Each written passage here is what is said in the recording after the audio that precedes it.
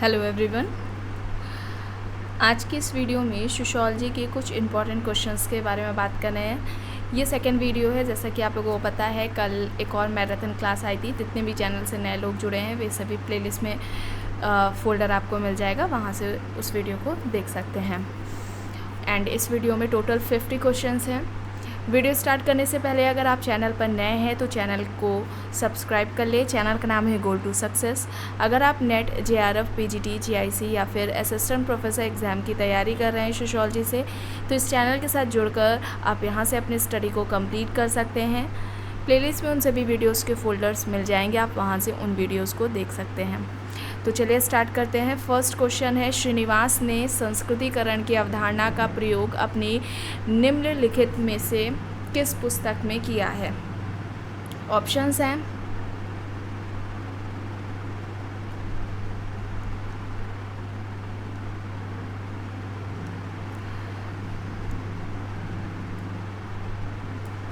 ना है, ठीक है। निम्नलिखित में से किस पुस्तक में किया है? और जो बुक्स दी गई हैं, ऑप्शंस हैं India's village, religion and among the cooks of South India, social change in modern India, the cohesive role of Sanskritisation. तो श्रीनिवास का जो संस्कृतिकरण वाला कॉन्सेप्ट है, उसकी बात अपनी किस बुक में श्रीनिवास ने की थी? संस्कृतिकरण किसे कहते हैं? इसमें क्या होता है, ये एक ऐसी प्रक्रिया होती है जिसमें कोई निम्न हिंदू जाति या कोई निम्न जनजाति किसी उच्च या प्राय द्विज जाति के जो रीति रिवाज होते हैं, उनकी जो जीवन शैली होती है, धार्मिक पद्धतियाँ यानी जो धार्मिक कर्मकांड, धार्मिक क्रियाएं होती हैं, उनका जो लाइफ स्टाइल होता है, उनके जो रीति रिवाज होते हैं, उनकी जो संस्कृति होती है, उनका अनुकरण करती है और इस विश्वास के साथ करती है कि उस निम्न जाति या जनजाति का जो जाति पदक्रम में जो स्थान है वो बेहतर होगा। और ये जो अनुकरण होता है वो कुछ सालों तक नहीं होता है, बल्कि कई पीढ़ियों तक चलता है, ठीक है। तो ये याद रखिएगा, ये है संस्कृताइजेशन का कॉन्सेप्ट। संस्कृतिकरण किसे कहते हैं, ये है। एंड जितने भी चैनल से नए लोग जुड़ रहे हैं वे सभी प्लेलिस्ट में MN श्रीनिवास की महत्वपूर्ण अवधारणाओं के नाम से एक फ़ोल्डर मिलेगा। उसमें दो वीडियो मिलेंगी, ठीक है, 2 वीडियोस मिलेंगे। एक वीडियो में संस्कृताइजेशन यानी संस्कृतिकरण और दूसरी वीडियो में डोमिनेंट कास्ट के बारे में बताया गया है। ये दोनों ही कॉन्सेप्ट आपके किसी भी एग्ज़ाम्स, चाहे आप असिस्टेंट प्रोफेसर का एग्ज़ाम देने वाले हों, PGT, GIC, नेट, कोई भी एग्ज़ाम देने वाले हों जिसमें सोशियोलॉजी से रिलेटेड है आपका आ रहा है, तो उसमें ये कुछ ऐसे होते हैं ना, थिंकर्स होते हैं, कुछ ऐसे टॉपिक्स होते हैं जिनसे रिलेटेड क्वेश्चंस हर एग्ज़ाम्स में पूछे जाते हैं। तो उनमें से ही एक ये भी है। तो उस कॉन्सेप्ट को वहाँ से आपको देखना है। यहाँ पर संस्कृतिकरण क्या होता है, फ़िलहाल इसके बारे में बताया गया है आप लोगों को। और वहाँ पर चूँकि इसलिए बोला जा रहा है देखने के लिए, क्योंकि वहाँ पर जैसे कि कॉन्सेप्ट है क्या, कहाँ पर फील्ड वर्क किया था, कब किया था, किस बुक में उन्होंने बात की है, उसकी विशेषताएं क्या है संस्कृतिकरण की, उससे अन्य समाजशास्त्रियों के क्या विचार रहे हैं इस प्रक्रिया या इस अवधारणा के बारे में, उसको भी वहाँ पर बताया गया है, ठीक है। इसीलिए बोला जा रहा है, वहाँ उस वीडियो को ज़रूर देख लीजिएगा, उस फोल्डर्स में जाकर आपको मिल जाएगी। तो यहाँ पर ऑप्शन बी यहाँ पर राइट हो जाएगा, religion and among the cooks of South India. यहाँ पर क्या हो जाएगा, ऑप्शन बी यहाँ पर राइट आंसर हो जाएगा। और एक ध्यान रखिएगा, इम्पॉर्टेंट बात है, जो इन्होंने जो संस्कृतिकरण की जो अवधारणा दी थी, ठीक है, इसमें उन्होंने स्ट्रक्चरल फंक्शनल अप्रोच को अपनाया था, ठीक है। स्ट्रक्चरल फंक्शनल अप्रोच, संरचनात्मक प्रकार्यात्मक उपागम का प्रयोग इसमें किया था। और ये जो बुक्स है, ठीक है, संस्कृतिकरण अवधारणा भी करके पूछ सकते हैं कि किस अवधारणा में उन्होंने स्ट्रक्चरल फंक्शनल अप्रोच को अपनाया, या फिर बुक भी बोल सकते हैं कि किस बुक में इन्होंने स्ट्रक्चरल फंक्शनल अप्रोच को अपनाया है, बात की है। तो religion and among the cooks of South India है, न केवल ये बुक बल्कि इसके साथ ही इनकी एक और बुक आती है, इंडियाज़ विलेजेस। याद रखिएगा, इंडियाज़ विलेजेस, जैसे कि ये आप यहाँ देखने को मिल रहा है ना, तो ये दोनों ही बुक है, एक ये और एक ये, इन दोनों ही बुक में इन्होंने स्ट्रक्चरल फंक्शनल अप्रोच को अपनाया है, उसका प्रयोग किया है, ये याद रखिएगा, ठीक है। और इनका एक फैक्ट है, या इनका जो इम्पोर्टेंट इन्होंने जो बात कही है जिसको जानना ज़रूरी है, वो ये है कि इनका जैसे कि अन्य लोगों का कहना था कि जो भारत है, भारत में जो जाति व्यवस्था है वो क्या है, गतिहीन है, उसमें गतिशीलता नहीं पाई जाती है, वो गतिहीन है। तो एम.एन. श्रीनिवास का कहना था कि ये कहना गलत है कि भारत की जातियों में गतिशीलता संभव नहीं है। ठीक है, उन्होंने जातीय गतिशीलता में, जातियों में गतिशीलता पाई। उन्होंने जब अध्ययन किया था, मैसूर के कुर्क जाति का अध्ययन किया था, वहाँ पर उस क्षेत्र में उन्होंने ये देखने को मिला कि वहाँ पर जातियों में गतिशीलता देखने को मिलती है। तभी उन्होंने ये जो कॉन्सेप्ट्स दिए थे और वो कॉन्सेप्ट्स भी बताए थे कि किस प्रक्रियाओं के द्वारा जातियों में गतिशीलता देखी गई है। संस्कृतिकरण, ठीक है, पश्चिमीकरण, आधुनिकीकरण की ये सारी अवधारणाएँ हैं जिसके ज़रिए जातियों में गतिशीलता पाई जाती है। ये एम.एन. श्रीनिवास का कहना था। इस तरीके से भी क्वेश्चंस पूछे जाते हैं। ठीक है, तो ये भी याद रखिएगा, ऑप्शन बी यहाँ पर राइट है। नेक्स्ट है, वास्तविक तथा सामान्य संरचना के मध्य अंतर किसने स्थापित किया है। यहाँ पर क्वेश्चन ऐसे भी पूछा जा सकता है कि संरचना के दो प्रकार, वास्तविक सामाजिक संरचना और समान सामाजिक संरचना की बात किसने की है। ऑप्शंस जो दिए गए हैं, नाडेल है, दुर्खीम है, मर्टन है, रेडक्लिफ ब्राउन है। एंड इस तरीके का क्वेश्चन आपके नेट के एग्ज़ाम में पूछा जा चुका है। तो बताइए यहाँ पर वास्तविक सामाजिक संरचना और समान सामाजिक संरचना की बात किसने की थी, किस समाजशास्त्री ने की थी, बताइए। सेकंड का यहाँ पर राइट आंसर क्या हो जाएगा।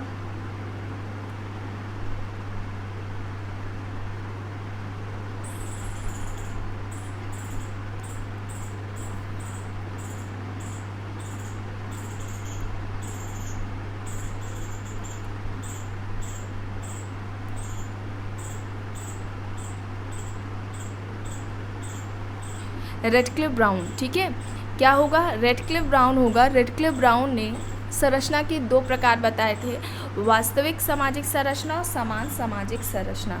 ठीक है, सामाजिक संरचना को ये क्या कहते हैं कि जो पहले तो इनके लिए सामाजिक संरचना क्या है, मूर्त है।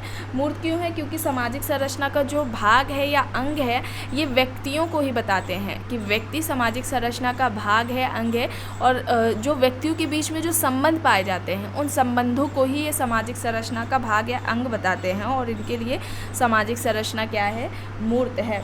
ठीक है, और इनकी जो बुक रही है, बुक का नाम क्या है, एक बुक है जिसमें उन्होंने फंक्शन की बात की है, प्रकार की बात की है। बुक का नाम क्या है, structure and function in primitive society.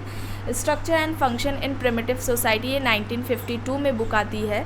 Structure and function in primitive society, याद रखिएगा 1952, ये रेडक्लिफ ब्राउन की बुक है, इंपॉर्टेंट है। इसके अलावा एक और इनकी बुक है, African system of kinship and marriage. African system of kinship and marriage, ये इनकी बुक है। ठीक है, और ये बुक आती है 1950 में, African system of kinship and marriage 1950। और ये जो संरचना की जो बात करते हैं कि दो प्रकार पाए जाते हैं संरचना के, वास्तविक सामाजिक संरचना और जो वास्तविक सामाजिक संरचना है इसका निर्माण कहते हैं कि व्यक्तियों के द्वारा ही हुआ है, और इसमें परिवर्तन है, चूँकि परिवर्तन इसी में देखने को मिलता है वास्तविक सामाजिक संरचना में, इस वजह से ये क्या है, अस्थायी प्रकृति की है। और जो समान संरचना है इसमें इसका निर्माण किससे हुआ है, सामाजिक नियम, कानून, प्रतिमान, ये इन सभी की बात इसमें करते हैं समान संरचना में। और ये समान संरचना कैसी है, स्थायी प्रकृति की है। ठीक है, तो ये याद रखिएगा। और इनके लिए क्या है, संरचना मूर्त है, व्यक्तियों को सामाजिक संरचना का भाग या अंग बताते हैं, और इसमें गतिशीलता पाई जाती है सामाजिक संरचना में, ये ब्राउन ने कहा है। ठीक है, और दो इनकी बुक्स आपको याद रखनी है। नेक्स्ट है, निम्न में से किसका दावा है कि सामाजिक संरचना का अनुभाविक वास्तविकता से कोई लेना देना नहीं। मोस्ट इम्पॉर्टेंट है। नेक्स्ट के नेट का जो पेपर होता है, एग्ज़ाम होता है, उसमें कई बार रिपीट हुआ है, आपके पीजीटी एग्ज़ाम में भी देखने को मिलेगा, असिस्टेंट प्रोफेसर के एग्ज़ाम्स में भी देखने को मिलेगा ना। जैसे कि आप लोगों को बोला गया है कि कुछ थिंकर्स ऐसे होते हैं जिनके क्वेश्चंस आपको हर एग्ज़ाम्स में देखने को मिलते हैं। ऑप्शंस जो दिए गए हैं, लेवी स्ट्रॉस है, जे लेवी है, रेमंड फर्थ है, इवांस प्रिचार्ड है। तो सामाजिक संरचना का अनुभाविक वास्तविकता से कोई लेना देना नहीं है, ये किसका तर्क है, चलिए बताइए। यहाँ पर थर्ड क्वेश्चन का राइट आंसर क्या होगा।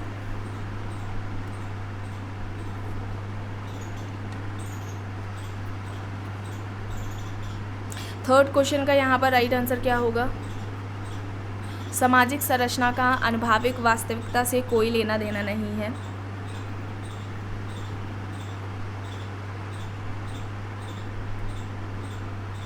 लेवी स्ट्रॉस का कहना है, ठीक है, किसका कहना है? लेवी स्ट्रॉस का कहना है। ऑप्शन ए यहाँ पर क्या होगा? राइट आंसर हो जाएगा। सामाजिक संरचना मानव मस्तिष्क की उपज है, ठीक है। इनका क्या कहना था कि जो सामाजिक संरचना है वो मानव मस्तिष्क की उपज है, और जो लेवी स्ट्रॉस हैं वो संरचनावाद के जनक है। स्ट्रक्चरलिज्म की इन्होंने बात की थी। स्ट्रक्चरलिज्म का इनका कॉन्सेप्ट रहा है, थियरी दी है इन्होंने, और संरचनावाद के ये जनक भी बताए जाते हैं, कहे जाते हैं। और इन्होंने क्या कहा था, जो स्ट्रक्चर की बात की थी, संरचना की बात की थी, उसको वे किनशिप के आधार पर समझाने का प्रयास करते हैं। संरचना को नातेदारी के आधार पर समझाने का प्रयास करते हैं, और एक इनका कॉन्सेप्ट आता है नातेदारी अणु, ठीक है। नातेदारी अणु करके, नातेदारी अणु, ठीक है, ऐसे करके कॉन्सेप्ट आता है, पूछा जाता है आपके एग्ज़ाम में। तो इनका ये कहना था कि सामाजिक संरचना जो होती है उसका जो आकार होता है, ठीक है, किसी भी सामाजिक संरचना का जो आकार होता है उसमें 4 जो आधारभूत जो संबंध होते हैं उन संबंधों की बात की थी।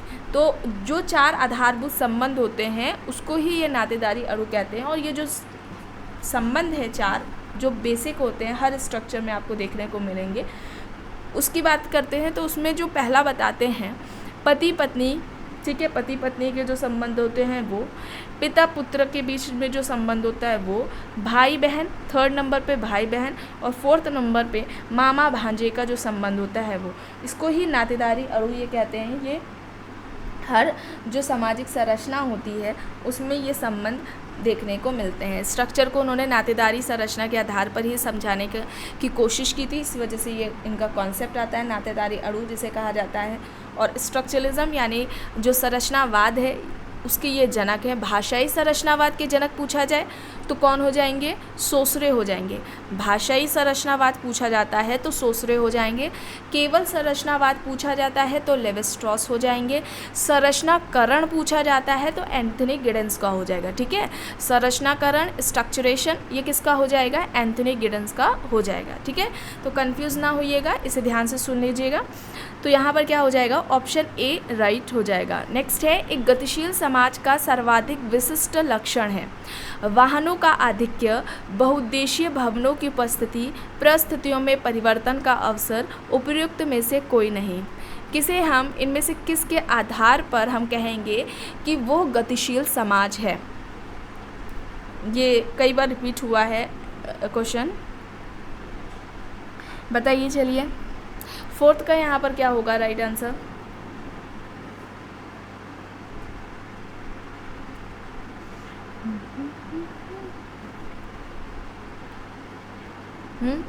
फोर्थ का क्या होगा यहाँ पर?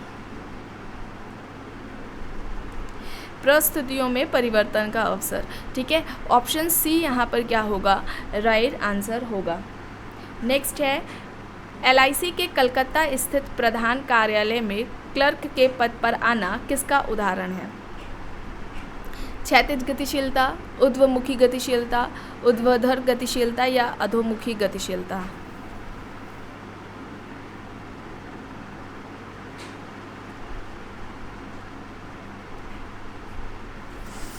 क्या होगा यहाँ पर?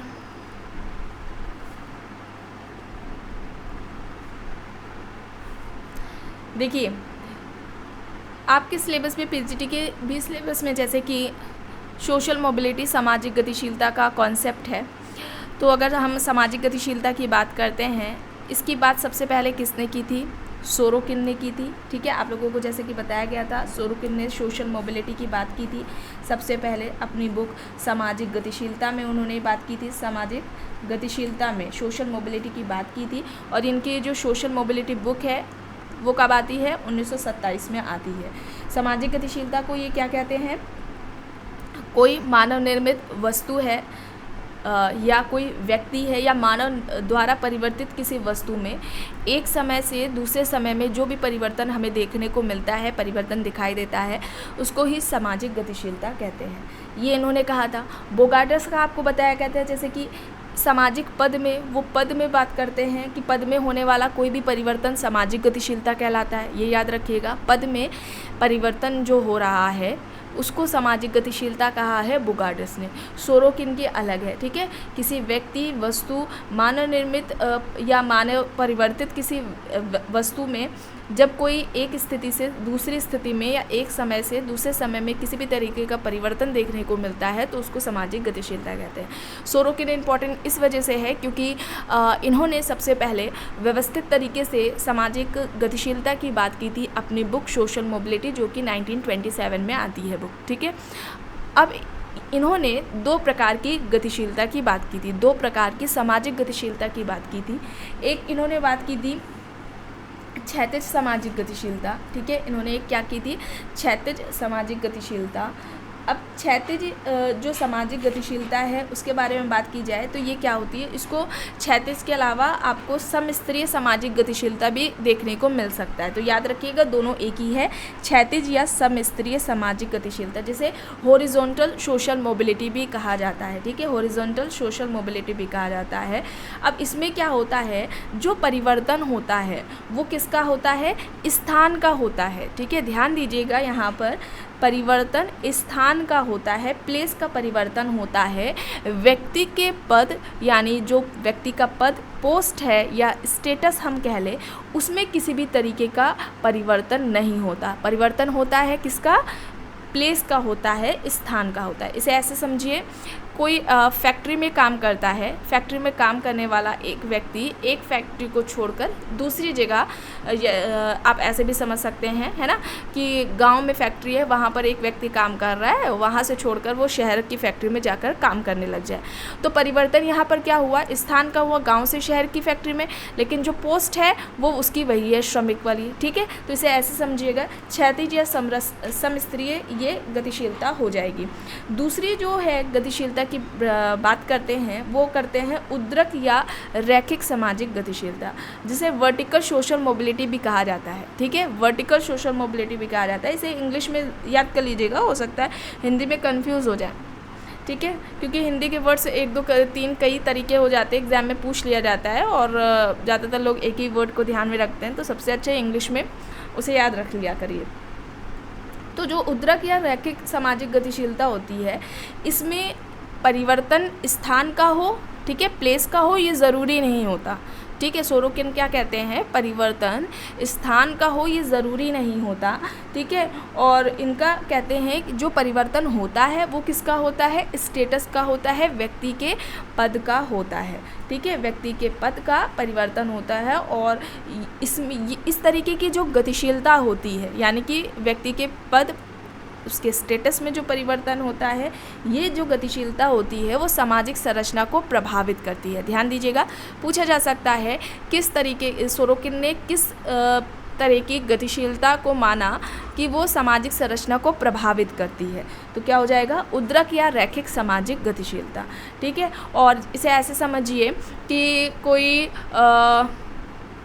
अध्यापक है, ठीक है, वो क्या बन रहा है, IAS ऑफिसर बन जा रहा है, तो उसमें उसके स्टेटस में परिवर्तन आया। पहले वाले में क्या था, जो श्रमिक था उसका पद वही था, स्थान का परिवर्तन था। इसमें स्थान का परिवर्तन हो ज़रूरी नहीं है, लेकिन स्टेटस का परिवर्तन ज़रूर होता है, और ये गतिशीलता जो होती है वो सामाजिक संरचना को प्रभावित करती है, ठीक है।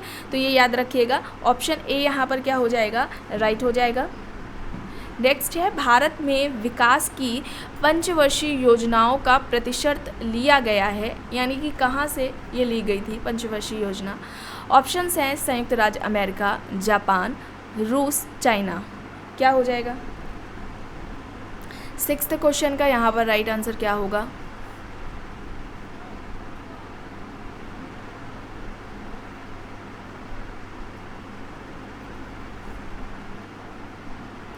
रशिया हो जाएगा, रूस, ऑप्शन सी यहाँ पर क्या होगा, राइट होगा। नेक्स्ट है, नशा मुक्ति केंद्र निम्न में से कौन सी सुविधाएं प्रदान करता है। परामर्श, मेडिकल सहायता, यौगिक आसन, उपयुक्त सभी। चलिए बताइए।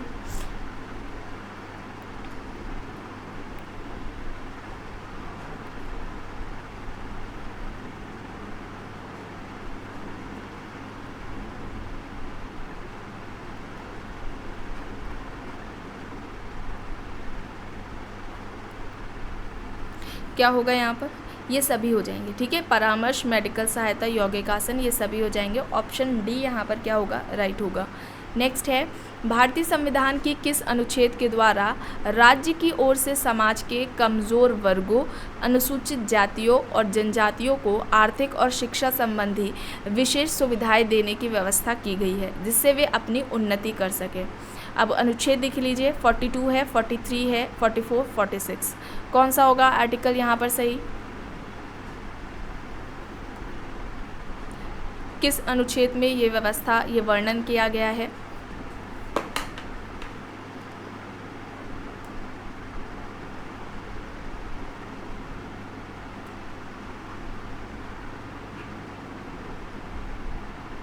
कौन सा होगा आर्टिकल बताइए? 46। ऑप्शन डी यहाँ पर क्या होगा? राइट होगा, अनुच्छेद 46। आर्टिकल 46 यहाँ पर राइट होगा। ऑप्शन डी यहाँ पर राइट है।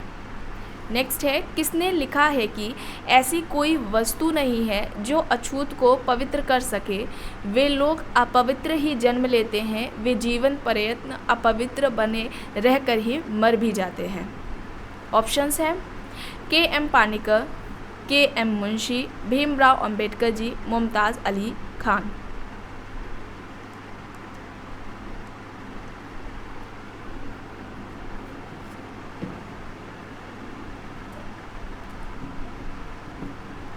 क्या होगा यहाँ पर? किसका कहना है?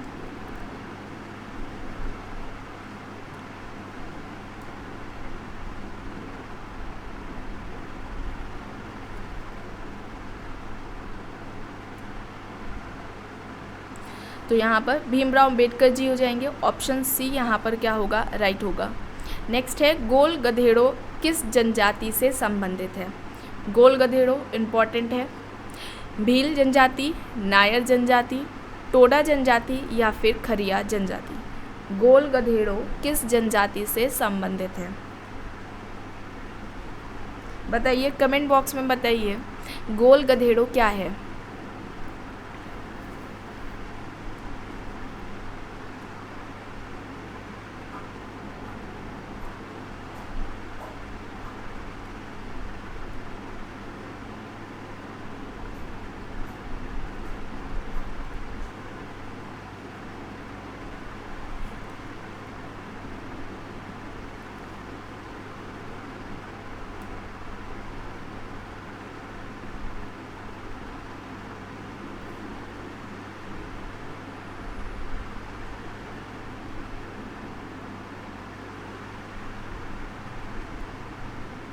बताइए।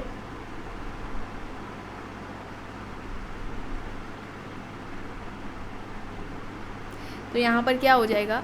भील जनजाति हो जाएगा। क्या हो जाएगा? भील जनजाति यहाँ पर राइट आंसर हो जाएगा, भील जनजाति।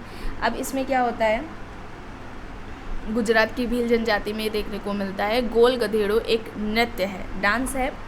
इसमें क्या होता है, जो विवाह के योग्य व्यक्ति या विवाह इच्छुक व्यक्ति, लड़का जो होता है जिसे विवाह करना है, उसे अपने शक्ति शौर्य का प्रदर्शन करना होता है। और ये जो उत्सव है, या हम कह लें त्यौहार कह ले, होली के दिन ही होता है। तो ये होली के अवसर पर होता है, होली के दिन होता है। क्या होता है? एक खंबा होता है जिसमें नारियल और गुड़ को खंबे के ऊपर, जो सबसे ऊंचा वाला ऊपर वाला भाग होता है, वहाँ पर बांध दिया जाता है। और जो अनमैरिड लड़कियां होती हैं, ठीक है, तो वो उस खंबे को गोल घेरा, यानी खंबा बीच में है, उसके चारों ओर गोल घेरे में वो जो लड़कियां होती हैं वो डांस करती हैं। और लड़के लड़कियों के बाहर, जो उनका जो गोला है उसके बाहर लड़के जो वो भी अनमैरिड है वो भी डांस करते हैं। इसमें क्या करना होता है? लड़के को एक लड़का हो सकता है या कुछ व्यक्तियों का समूह हो सकता है जो कि अनमैरिड है, ठीक है।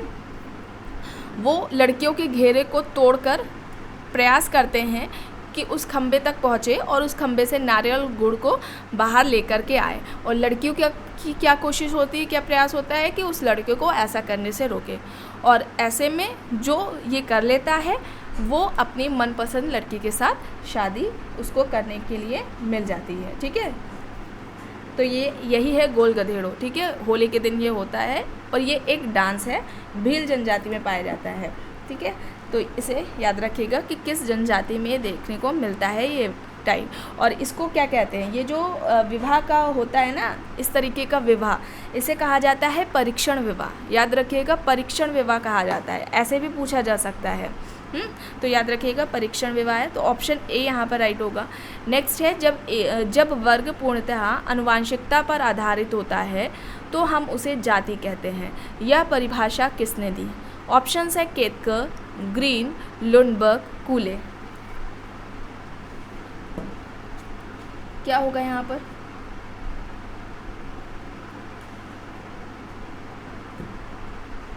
जब वर्ग पूर्णतः आनुवंशिकता पर आधारित होता है तो हम उसे जाति कहते हैं। यह परिभाषा किसने दी है? Ketkar, green, Lundberg, कूले।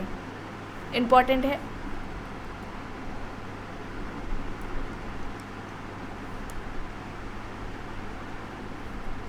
कूले का कहना है CH कूले। ऑप्शन डी यहाँ पर क्या होगा? राइट होगा।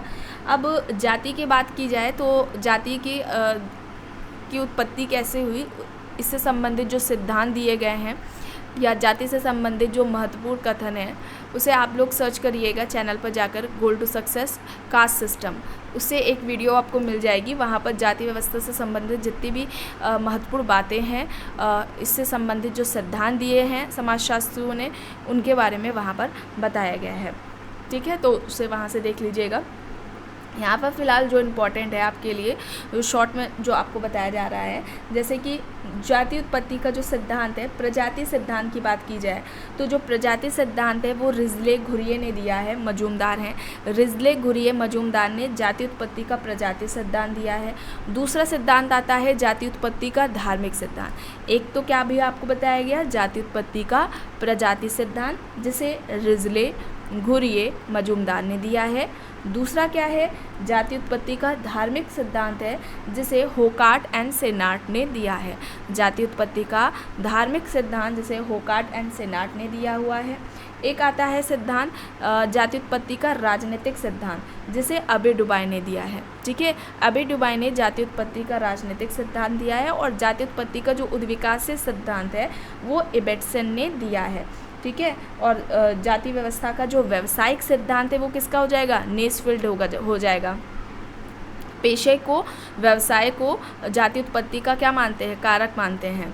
ठीक है, तो व्यावसायिक सिद्धांत नेसफील्ड का हो जाएगा। और एक आता है आदिम संस्कृति या मानववाद। जाति उत्पत्ति का आदिम संस्कृति या मानववाद का जो सिद्धांत है वो हट्टन और मैरेट ने दिया है। ठीक है, तो ये जाति उत्पत्ति के सिद्धांत थे कि जाति उत्पत्ति से संबंधित जो सिद्धांत किसने दिया है, इससे रिलेटेड पूछा जाता है क्वेश्चन। और एक इम्पॉर्टेंट है घुरिये। घुरिये ने जाति व्यवस्था की जो विशेषताएं बताई हैं वो मोस्ट इम्पॉर्टेंट है।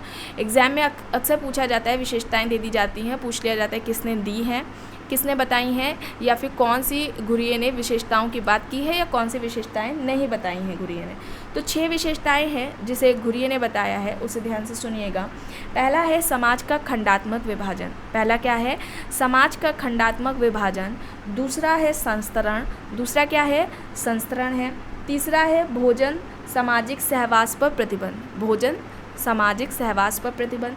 चौथे नंबर पर आता है विभिन्न जातियों की जो सामाजिक और जो धार्मिक निर्योग्यताएं होती हैं उनके बारे में बात की गई है।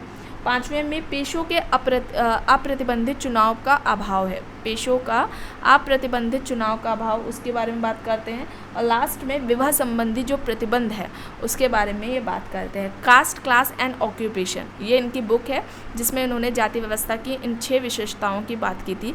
Cast, class and occupation book भी इम्पॉर्टेंट है, इसे भी याद रखिएगा। ठीक है, तो ऑप्शन डी यहाँ पर क्या होगा? राइट होगा। नेक्स्ट है समाजशास्त्र किसका अध्ययन है? ऑप्शंस है मानव व्यवहार, समाज का, राजनीतिक व्यवस्था का, आर्थिक समस्याओं का। तो समाजशास्त्र किसका अध्ययन करता है?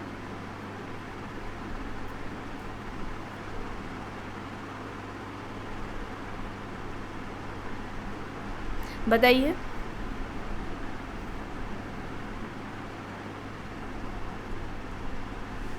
क्या होगा यहाँ पर?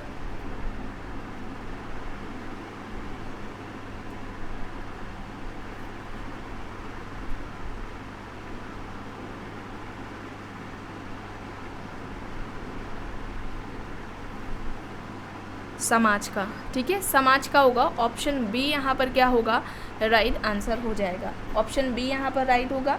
समाजशास्त्र शब्द की उत्पत्ति के बारे में बात की जाए कि समाजशास्त्र किन दो शब्दों से मिलकर बना है, या समाजशास्त्र की उत्पत्ति किन दो शब्दों से हुई है, तो जो दो शब्द हैं, एक तो लैटिन शब्द है, लैटिन भाषा का शब्द है सोशियस। लैटिन भाषा का जो शब्द है सोशियस, जिसका अर्थ निकलता है समाज, और जो दूसरा शब्द है, दूसरी भाषा का शब्द है, वो है ग्रीक या यूनानी भाषा का लोगोस, जिसका अर्थ होता है अध्ययन या विज्ञान। तो दोनों को जब हम मिला देंगे तो समाज का अध्ययन या समाज का विज्ञान। समाजशास्त्र का क्या अर्थ निकलेगा?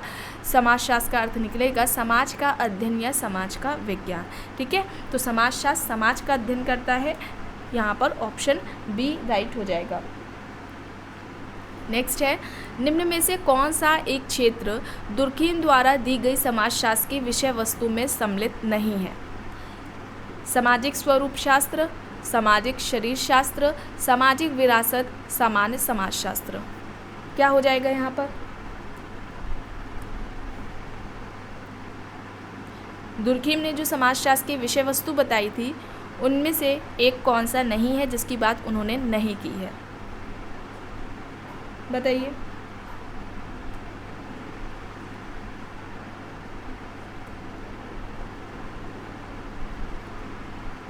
सामाजिक विरासत, ऑप्शन सी यहाँ पर क्या होगा? राइट होगा। सामाजिक विरासत की बात नहीं की है, बाकी तीनों की, सामाजिक स्वरूप शास्त्र, सामाजिक शरीर शास्त्र और समान समाजशास्त्र की इन्होंने बात की है। अब दुर्कीम है तो इनके कुछ इंपॉर्टेंट बुक्स हैं, उसे ध्यान से सुनिए। The division of labour in society, the division of labour in society 1893 में आती है। The division of labour in society 1893। Second इनकी बुक है the rules of sociological method, the rules of sociological method, ये बुक आती है 1895 में। 1895 में ये बुक आती है the rules of sociological method. फिर एक थर्ड बुक है द सुसाइड, ठीक है, थर्ड बुक क्या है? द सुसाइड है। फिर एक बुक इनकी है the elementary forms of religious life, the elementary forms of religious life, ये एक इनकी बुक है। फिर एक है education and sociology, education and sociology. तो ये कुछ बुक्स थी, इन्हें याद रखिएगा, जो दुर्कीम ने दी है।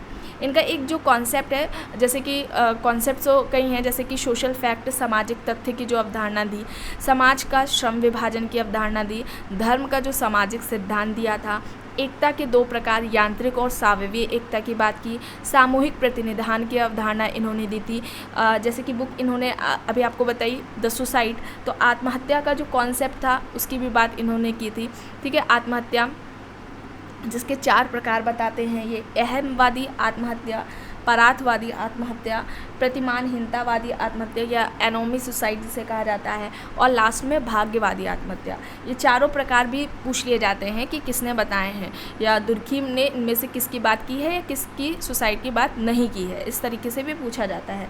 तो ये चारों याद रखिएगा, अहमवादी आत्महत्या, परार्थवादी आत्महत्या, प्रतिमानहीनता आत्महत्या और भाग्यवादी आत्महत्या। ठीक है, तो इसे भी याद रखिएगा। और जो धर्म का इन्होंने सिद्धांत दिया था सामाजिक, वो क्या था? इनका ऑस्ट्रेलिया की टोटम, जो ऑस्ट्रेलिया के अरुंटा जनजाति थे वहाँ पर अध्ययन किया था, और धर्म का जो प्रारंभिक स्वरूप बताया था वो किसको बताया था? टोटमवाद को बताया था दुर्कीम ने। ओके, तो यहाँ पर क्या हो जाएगा? ये कुछ फैक्ट्स थे, इन्हें आपको ध्यान में रखना है। यहाँ पर ऑप्शन सी राइट होगा। नेक्स्ट है, राजनीतिक क्षेत्र से ही समाजशास्त्र की उत्पत्ति हुई है, यह कथन किसका है? ऑप्शंस हैं Max Weber, Max Muller, Ginsberg, Bogardus. क्या होगा?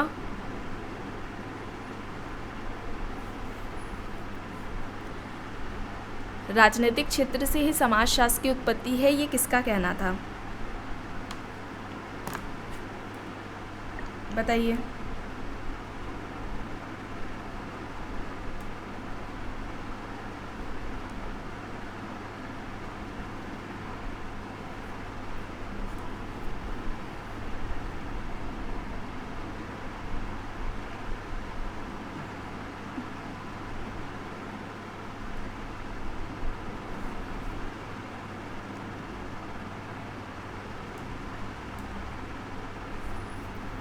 तो यहाँ पर क्या हो जाएगा, जिन्सबर्ग हो जाएगा। ऑप्शन सी यहाँ पर क्या होगा, राइट होगा। ठीक है, ऑप्शन सी यहाँ पर राइट हो जाएगा, जिन्सबर्ग का कहना था। और जिन्सबर्ग आते हैं तो इनका एक कॉन्सेप्ट है इम्पॉर्टेंट, वो क्या है, अर्ध या आभासी समूह। अर्ध या आभासी समूह की अवधारणा जिन्सबर्ग के साथ साथ बोटोमोग का भी है। ठीक है, जिन्सबर्ग और बोटोमोग ने दोनों ने ही ये कॉन्सेप्ट दिया था, अर्ध या आभासीय समूह। अब ये क्या होता है, कुछ व्यक्तियों का ऐसा समूह होता है जिसमें व्यक्तियों का, हम कह लें व्यक्तियों का समूह या व्यक्तियों का संकलन, जिसमें समूह के कुछ लक्षण पाए जाते हैं, ग्रुप के लक्षण पाए जाते हैं और कुछ नहीं पाए जाते हैं। ठीक है, उनमें निश्चित संगठन का जो संगठन होता है ना, उसमें निश्चित संगठन का क्या होता है, अभाव होता है। ऐसे समूह के जो लोग होते हैं, सदस्य होते हैं, वे एक दूसरे के प्रति जागरूक भी नहीं होते कि वे एक ही मेंबर हैं ग्रुप के, उनमें जागरूकता का अभाव होता है।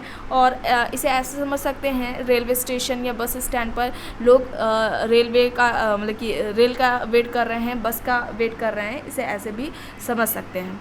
एक इसी से थोड़ी मिलती जुलती अवधारणा है जिसमें अक्सर लोग कंफ्यूज हो जाते हैं, वो है अर्ध या आभासीय प्राथमिक समूह। अर्ध या आभासीय प्राथमिक समूह, और ये कॉन्सेप्ट किसका है, कूले का है।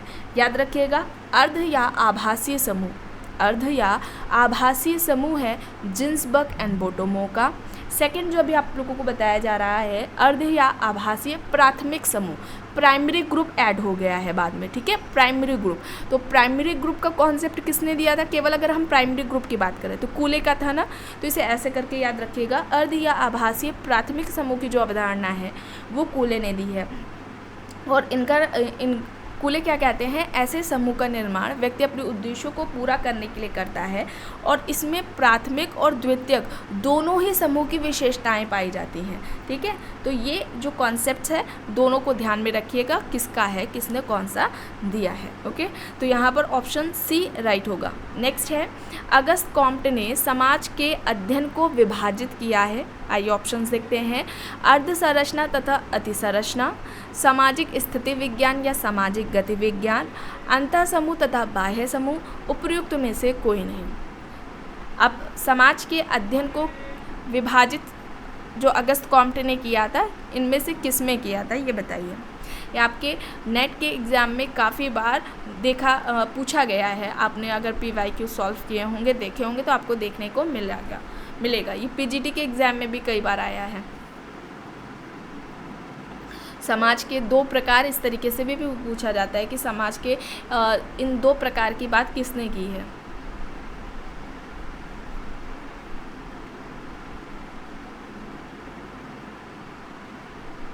बताइए यहाँ पर क्या होगा।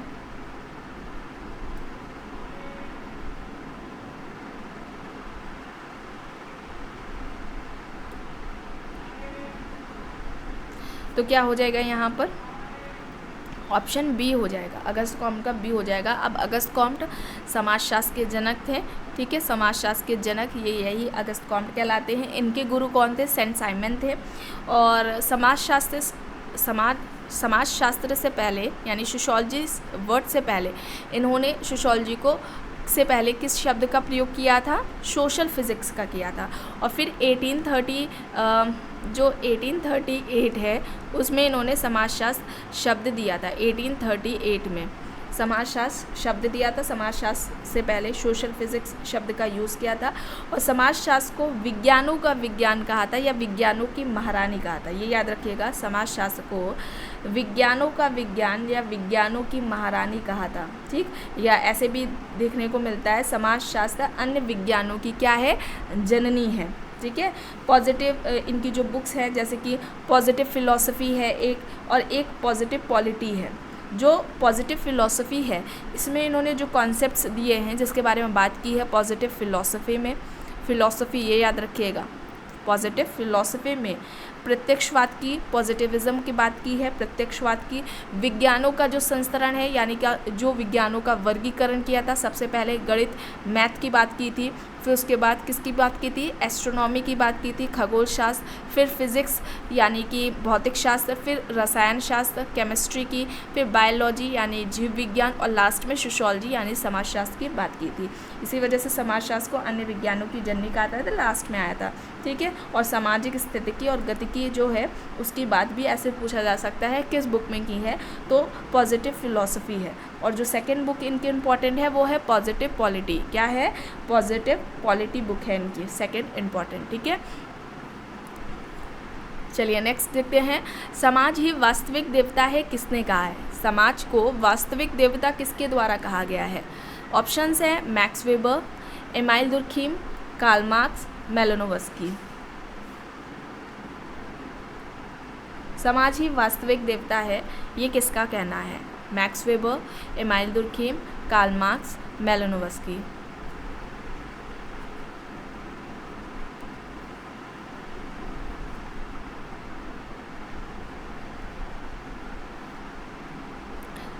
कई बार आया है नेट के पेपर में।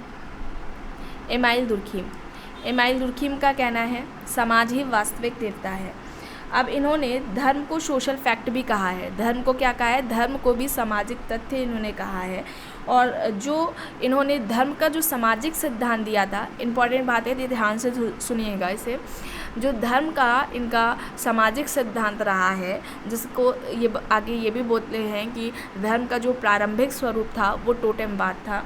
इन्होंने किनके सिद्धांतों का खंडन करके अपना धर्म का सिद्धांत दिया था, या धर्म का सामाजिक सिद्धांत दिया था? किन समाजशास्त्री, जैसे कि टाइलर ने जो धर्म का सिद्धांत दिया था, ठीक है, मैक्स मूलर ने जो धर्म के सिद्धांत की बात की थी, मेरिट ने जो बताई थी, इन सभी को ये गलत मानते हैं दुर्खीम, और कहते हैं कि जो धर्म का जो प्रारंभिक स्वरूप रहा है वो टोटेमवाद रहा है। और इनका जो अध्ययन रहा है कहाँ पर रहा है? ऑस्ट्रेलिया की अनूठा जनजाति पर अध्ययन रहा है, ठीक है। और जो फील्ड वर्क है, ठीक है, किस समाजशास्त्री का किस जनजाति पर अध्ययन रहा है या किस क्षेत्र पर अध्ययन रहा है, ये मोस्ट इम्पॉर्टेंट है, एग्जाम में पूछा जाता है। तो आपको प्लेलिस्ट में फ़ोल्डर मिल जाएगा फील्ड वर्क से रिलेटेड, ठीक है। सर्च करने की ज़रूरत नहीं, फ़ोल्डर बना हुआ है, उसमें कुछ वीडियोस हैं जो आपको मिल जाएंगी, तो वहाँ से फ़ोल्डर चेक करिएगा, फील्ड वर्क से रिलेटेड मिल जाएंगी। वहाँ पर जितनी भी कुछ 1, 2 या 3 वीडियो मिलेंगी शायद, तो उसको वहाँ से देख लीजिएगा, ठीक है। पूछा जा सकता है, फील्ड वर्क से आ सकता है। तो ये इनका कहना था। और फिर ये धर्म को, जो दुर्खीम है, वे धर्म को पवित्र बताते हैं और जो जादू और विज्ञान है उसको अपवित्र मानते हैं। अब यहाँ पर ध्यान से सुनिएगा। दुर्खीम धर्म को पवित्र बताते हैं, जादू और विज्ञान को अपवित्र बताते हैं। मेलानोव्स्की का क्या कहना था? मेलानोव्स्की क्या कहते हैं कि जो धर्म है और जो जादू है, ठीक है, धर्म और जादू पवित्र है, विज्ञान को वे अपवित्र मानते हैं, ठीक है, कंफ्यूज नहीं होइएगा। दुर्खीम धर्म को पवित्र बता रहे हैं, केवल धर्म को, और जो जादू और विज्ञान है उसको वे अपवित्र बता रहे हैं। मेलानोव्स्की क्या कर रहे हैं? जो धर्म है और जादू है, जादू के 2 प्रकार बताते हैं ना साथ में, ब्लैक एंड वाइट मैजिक, तो धर्म और जादू मेलानोव्स्की के लिए पवित्र है और जो विज्ञान है उसको वे अपवित्र बताते हैं। इसके अलावा एनोमी की बात भी दुर्खीम ने की है, आदर्श शून्यता जिसको हम बोलते हैं हिंदी में एनोमी, उसकी बात इन्होंने दुर्खीम ने की है, ठीक है। आगे देखते हैं, पंचायती राज्य संस्थाएं होती हैं 1 स्तरीय, 2 स्तरीय, त्रिस्तरीय या फिर 4 स्तरीय?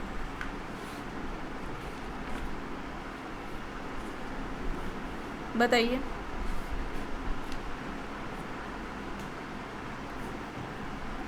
क्या होगा यहाँ पर? राइट,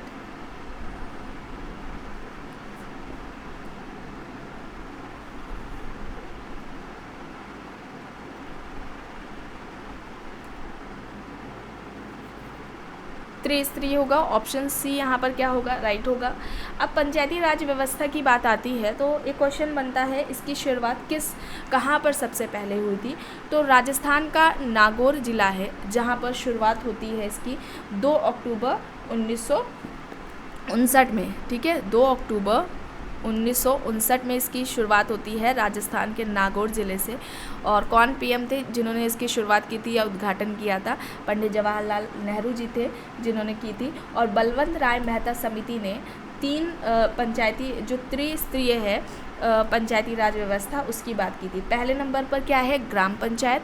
ध्यान दीजिएगा, पहले नंबर पर ग्राम पंचायत, दूसरे नंबर पर क्या आती है? पंचायत समिति, दूसरा स्तर क्या है इसका? पंचायत समिति, और जो तीसरा स्तर है उसे जिला परिषद कहा जाता है। ठीक है। और अगर हम संविधान में बात करें कि पंचायती जो व्यवस्था है उसकी बात किस आर्टिकल या भाग में या अनुसूची में की गई है, तो संविधान का जो 73वां संविधान संशोधन हुआ था 73 नंबर का, ठीक है, जो आर्टिकल था जो संविधान है, भारतीय संविधान है, उसका जो 73वां जो संशोधन हुआ था, संविधान संशोधन हुआ था 1992 में हुआ था।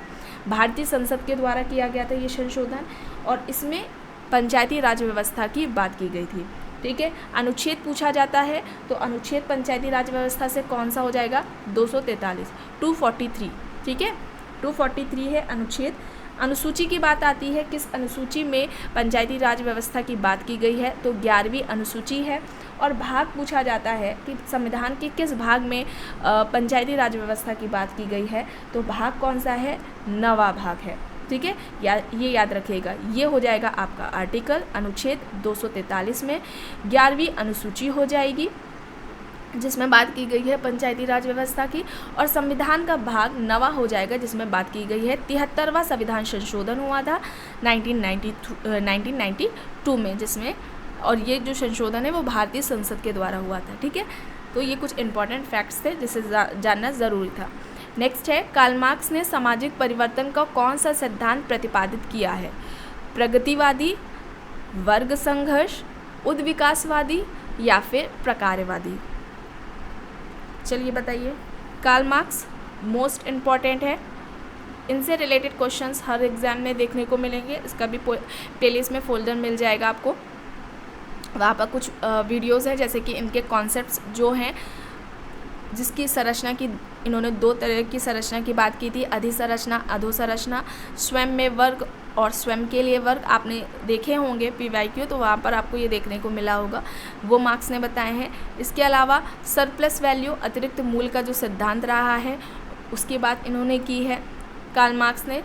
तो इनके जो भी जितने भी कॉन्सेप्ट्स हैं उसको वहाँ पर कंप्लीट कराया गया है। और इसके अलावा जो भी इनके कॉन्सेप्ट से रिलेटेड जितने भी टाइप के इंपॉर्टेंट क्वेश्चंस बनते हैं उनको वहाँ पर कंप्लीट कराया गया है। आप वहाँ से देख सकते हैं। जितने भी चैनल से नए लोग जुड़ रहे हैं वे सभी प्लेलिस्ट में जाइए, वहाँ पर कार्ल मार्क्स का फोल्डर आपको मिल जाएगा, वहाँ से उन वीडियोस को ज़रूर देखिए, आपके आने वाले सभी एग्ज़ाम्स के लिए इम्पॉर्टेंट है।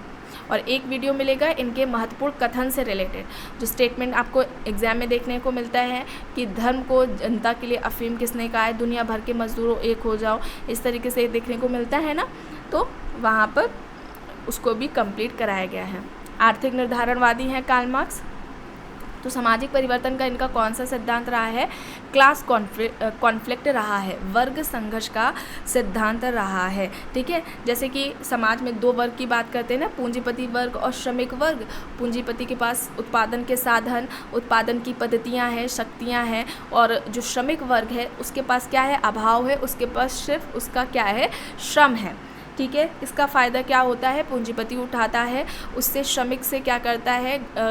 8-8, 9-9, 10-10 घंटे काम लेता है, उसका जितना मेहनताना बनता है, सैलरी जितनी बनती है उतनी ना देकर उसको कम देता है, उसका शोषण करता है, उसका फ़ायदा उठाता है।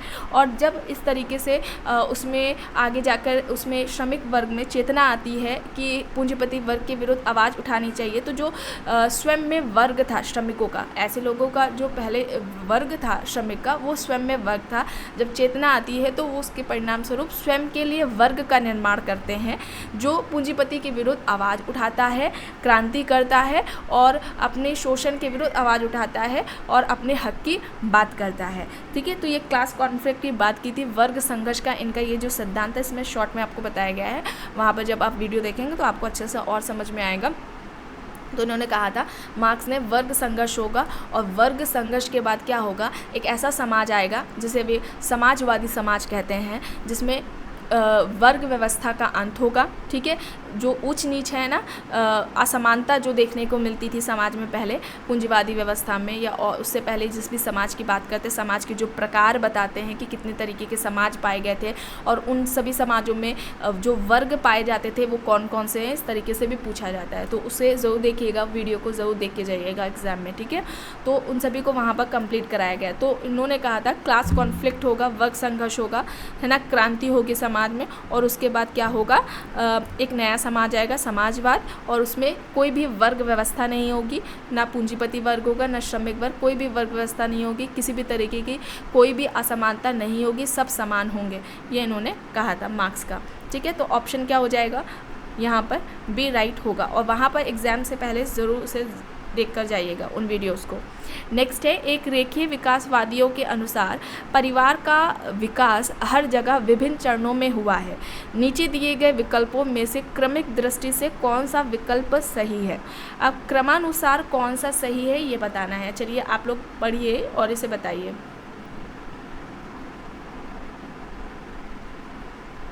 कौन सा सही होगा। रेखीय विकासवादियों के अनुसार, रेखीय उद्विकासवादियों के अनुसार परिवार का जो विकास हुआ है या परिवार के जो स्तर की बात की है वो इनमें से कौन से हैं।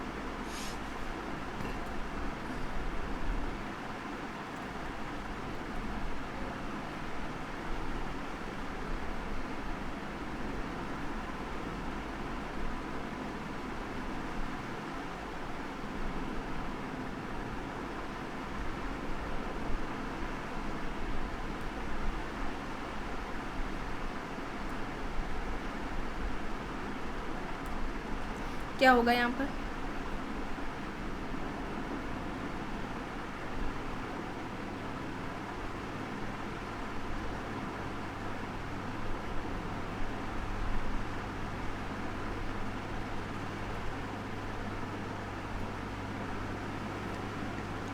राइट आंसर क्या होगा यहाँ पर।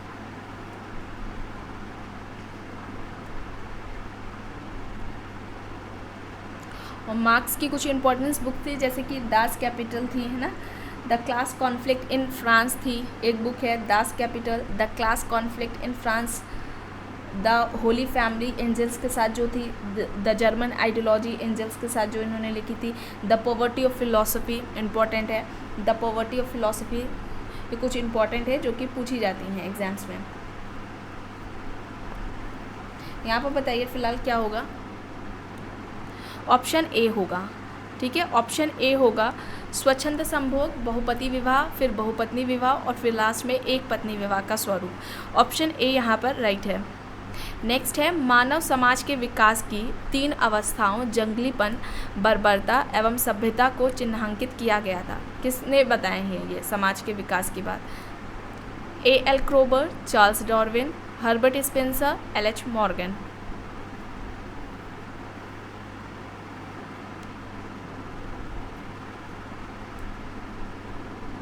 समाज का विकास या समाज का उद्विकास हम कह लें, उसके 3 स्तरों की बात किसने की है इनमें से।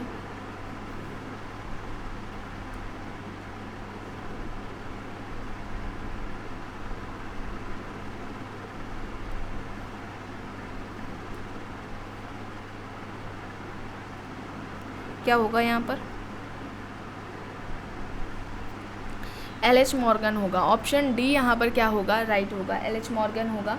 उद्विकासवादी या हम कह लें अमेरिकन उद्विकासवादी समाजशास्त्री हैं। इसके अलावा इन्होंने समाज के विकास के स्तरों के अलावा इन्होंने परिवार के स्तर की भी बात की है, परिवार का भी उद्विकासीय स्तर की बात की है इन्होंने।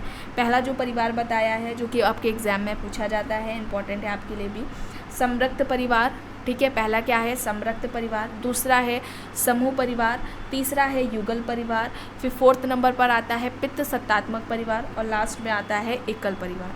ध्यान से सुनिएगा, समृक्त परिवार, ठीक है, 1st नंबर पर क्या है समृक्त परिवार, 2nd नंबर पर है समूह परिवार, 3rd नंबर पर है युगल परिवार, 4th नंबर पर है पितृसत्तात्मक परिवार एंड लास्ट में 5th नंबर पर है एकल परिवार। ठीक है, तो ये किसने बताए हैं, मॉर्गन ने बताया। इनकी एक बुक है एशियन सोसाइटी, एशियन सोसाइटी है, इंपॉर्टेंट है, इसे ध्यान रखिएगा, मॉर्गन की है। नेक्स्ट है हम डैश के सदस्य होते हैं, संस्थाओं के नहीं। समाज, संगठन, समिति, संस्कृति। क्या होगा इसमें से सही? किसके सदस्य होते हैं इनमें से? समाज, संगठन, समिति या फिर संस्कृति।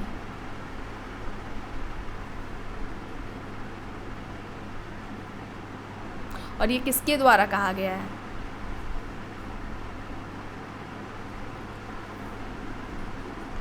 क्या होगा बताइए?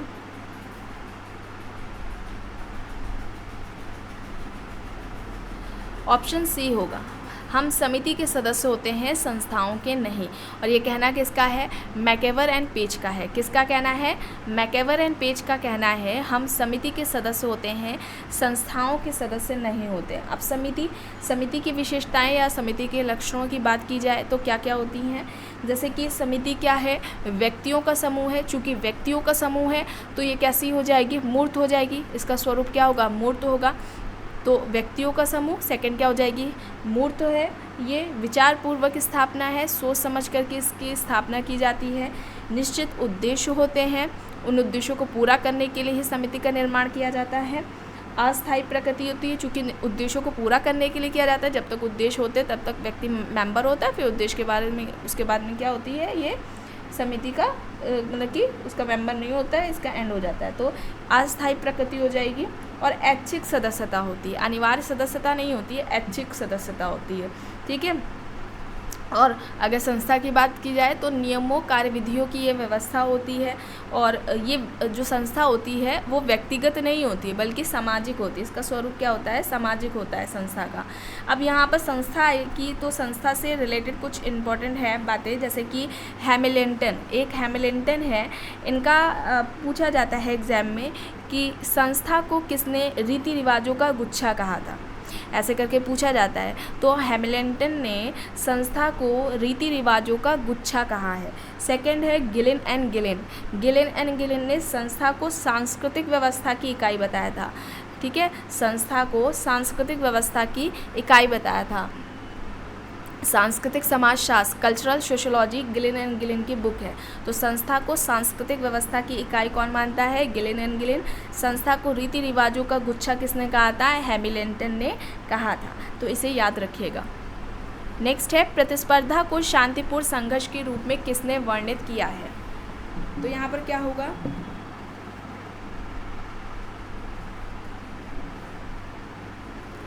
प्रतिस्पर्धा को शांतिपूर्ण संघर्ष के रूप में किसने बात की है? किसने कहा है प्रतिस्पर्धा शांतिपूर्ण संघर्ष है?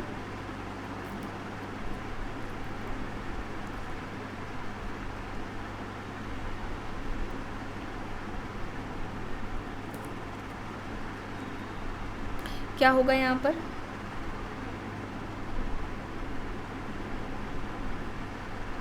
वेबर होगा, मैक्स वेबर। ऑप्शन सी यहाँ पर क्या होगा? राइट होगा, मैक्स वेबर यहाँ पर राइट है। अब प्रतिस्पर्धा तो गिलिन एंड गिलिन ने आप लोगों को जैसे कि लिए बताया गया था, सामाजिक प्रक्रिया यानी कि सोशल प्रोसेस 3 तरह के होते हैं। सामाजिक प्रक्रिया की बात की, एक समान सामाजिक प्रक्रिया, दूसरा सहयोगी सामाजिक प्रक्रिया और तीसरे नंबर पर क्या आता है? असहयोगी सामाजिक प्रक्रिया। अब जो असहयोगी सामाजिक प्रक्रिया है उसके अंतर्गत प्रतिस्पर्धा आता है। कंपटीशन, प्रतियोगिता, प्रतिस्पर्धा असहयोगी सामाजिक प्रक्रिया के अंतर्गत आता है। इसके अलावा प्रतिकूलता, विरोध, विद्रोह ये सभी असहयोगी सामाजिक प्रक्रिया के अंतर्गत आता है। तो ये वेबर का कहना था। और वेबर 2 तरह की प्रतिस्पर्धा या प्रतियोगिता के प्रकार की बात करते हैं। एक है नियंत्रित प्रतियोगिता या नियंत्रित प्रतिस्पर्धा हम लोग कह लें, और दूसरी है अनियंत्रित प्रतिस्पर्धा या प्रतियोगिता। ठीक है, तो ये वेबर ने प्रकार बताए हैं। इसके अलावा एक डेविस का है। तो डेविस का क्या कहना है? वे कहते हैं किंग्सले डेविस कि जहाँ प्रतियोगियों का ध्यान प्रतिस्पर्धा से हट करके प्रतिद्वंदियों पर केंद्रित हो जाता है, वहाँ पर कॉन्फ्लिक्ट शुरू हो जाता है, वहाँ पर संघर्ष जन्म लेने लगता है। वहाँ पर संघर्ष शुरू हो जाता है। ठीक है, तो जहाँ प्रतियोगियों का ध्यान प्रतिस्पर्धा से हटकर प्रतिद्वंदियों पर केंद्रित हो जाता है, वहाँ संघर्ष प्रारंभ हो जाता है। ये कहना किसका था? किंग्सले डेविस का कहना था। तो इन बातों को आपको ध्यान में रखना है, आपके एग्जाम के लिए इम्पोर्टेंट है। नेक्स्ट है, निम्नलिखित में से कौन सा कथन सही है? समाज में सहयोग और संघर्ष है, समाज में केवल सहयोग है, समाज में केवल संघर्ष है, समाज में न सहयोग है और न संघर्ष। क्या होगा यहाँ पर राइट?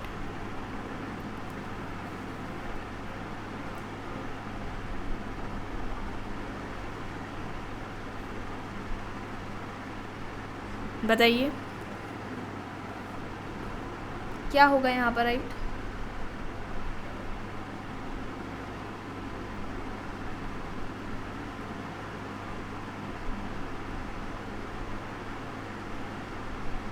तो यहाँ पर राइट क्या हो जाएगा? समाज में सहयोग और संघर्ष दोनों होता है।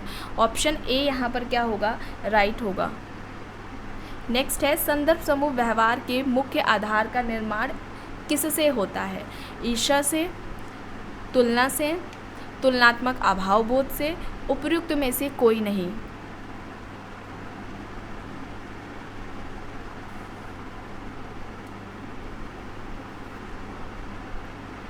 तो संदर्भ समूह के निर्माण का आधार कौन सा है? इनमें से किस आधार पर संदर्भ समूह का निर्माण होता है?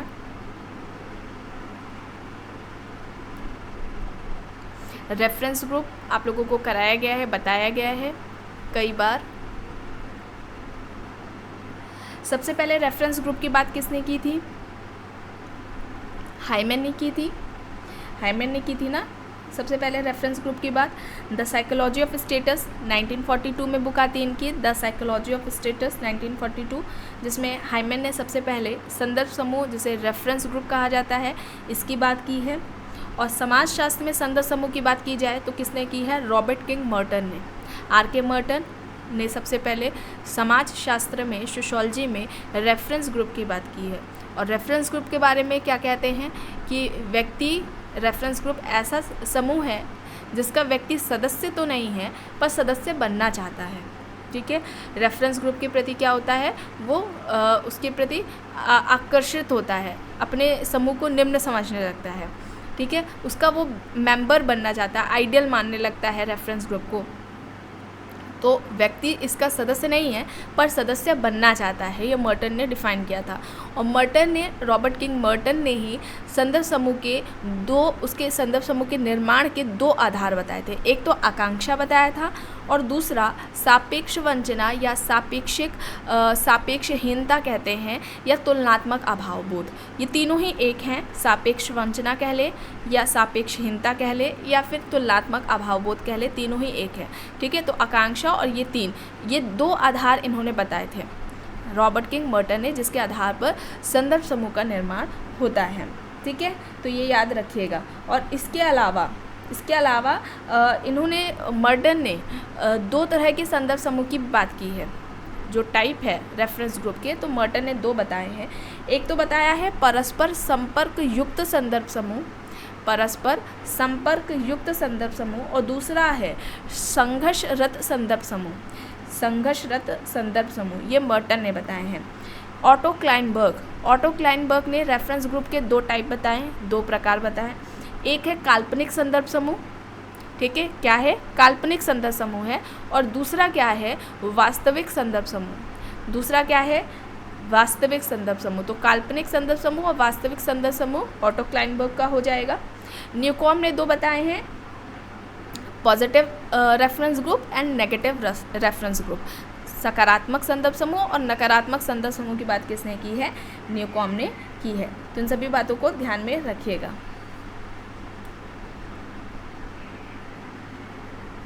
नेक्स्ट है, निम्न में से किस अवधारणा का सीधा संबंध सामाजिक परिवर्तन से है? संस्कृतिकरण, समाजीकरण, परकीकरण, एकीकरण। इनमें से कौन सी अवधारणा है जो सामाजिक परिवर्तन से संबंधित है?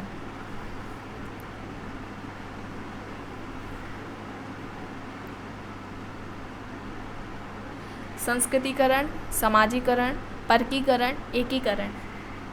कौन होगी? क्या होगा यहाँ पर? राइट क्या होगा यहाँ पर?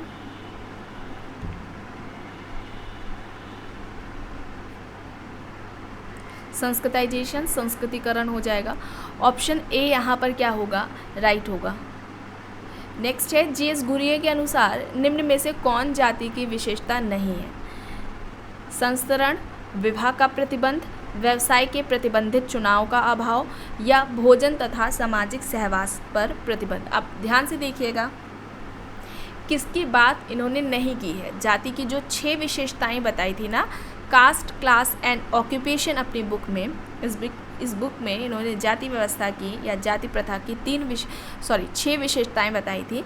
इनमें से कौन सी एक नहीं है जिसकी उन्होंने बात की है? अब ध्यान से ऑप्शंस देखिए फिर बताइए क्या है।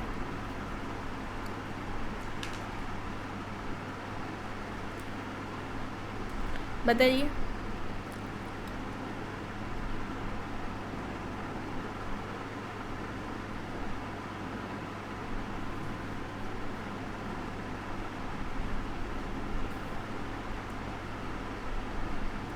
क्या होगा यहाँ पर?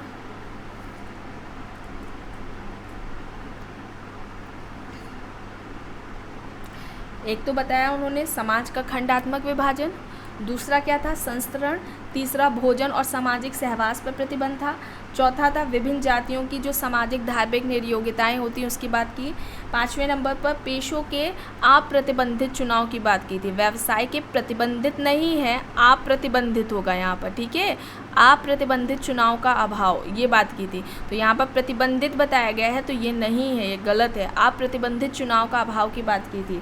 और फिर उसके बाद उन्होंने विवाह संबंधी प्रतिबंध की बात की थी। कास्ट, क्लास एंड ऑक्यूपेशन में इन्होंने ये विशेषताएं बताई हैं इसकी, ठीक है, जाति की। तो ये बुक भी याद रखिएगा। तो ऑप्शन सी यहाँ पर राइट होगा। नेक्स्ट है निम्न विद्वानों में से किसने ऐतिहासिक परिप्रेक्ष्य में हिंदू परिवारों का अध्ययन किया है? Alan Ross, M S. Gore, I P. Desai, Irawati Karve. ऐतिहासिक परिप्रेक्ष्य में हिंदू परिवारों का अध्ययन इनमें से किसके द्वारा किया गया है?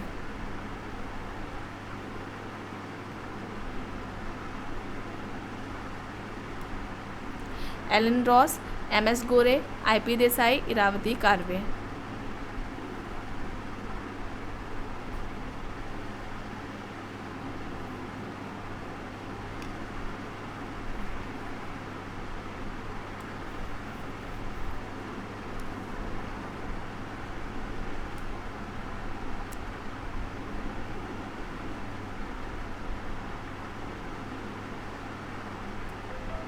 क्या हो जाएगा यहाँ पर राइट?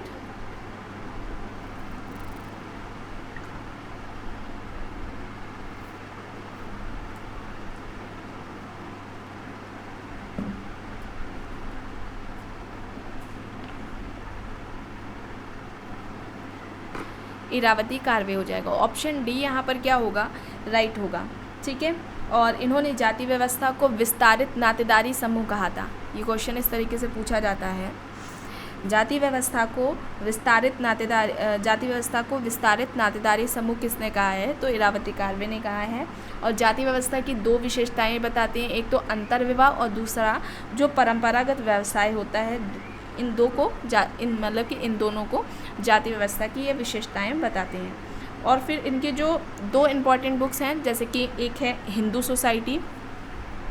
सोसाइटी और इसके अलावा किनशिप ऑर्गेनाइजेशन इन इंडिया, ये 2 इम्पॉर्टेंट इनकी बुक्स हैं। और भारत को इन्होंने 4 क्षेत्रों में विभाजित करके नातेदारी व्यवस्था का अध्ययन किया था। भारत को 4 क्षेत्रों में विभाजित किया था और नातेदारी व्यवस्था का इन्होंने अध्ययन किया था।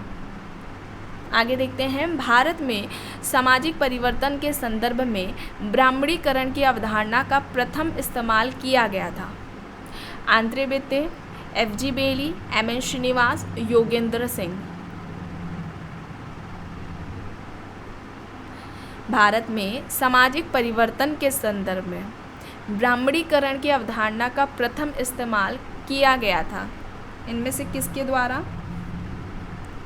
Andre Beteille, F.G. Bailey, M.N. Srinivas, Yogendra Singh options हैं।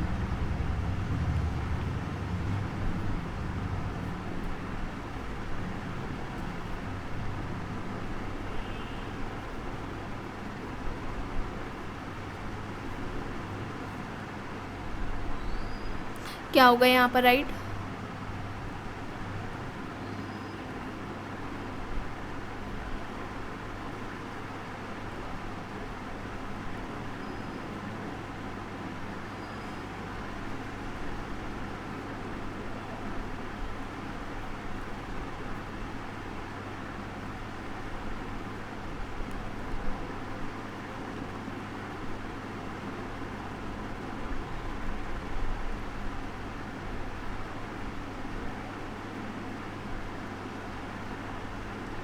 एम.एन. श्रीनिवास होगा, ठीक है, एम.एन. श्रीनिवास होगा। ऑप्शन सी यहाँ पर क्या होगा? राइट आंसर होगा एम.एन. श्रीनिवास, ठीक है। एम.एन. श्रीनिवास ने संस्कृतिकरण से पहले ब्राह्मणीकरण शब्द का प्रयोग किया था और फिर उसके बाद उन्होंने संस्कृतिकरण शब्द का प्रयोग किया था, ठीक है। तो ऑप्शन सी यहाँ पर क्या होगा? राइट होगा। नेक्स्ट है, निम्न में से कौन सामाजिक संरचना का निर्माणकारी तत्व है? ऑप्शंस हैं परिवार का आकार व स्वजनों की संख्या, परिस्थिति व भूमिका, आयु व लिंग अनुपात, प्रजनन व मृत्यु दर।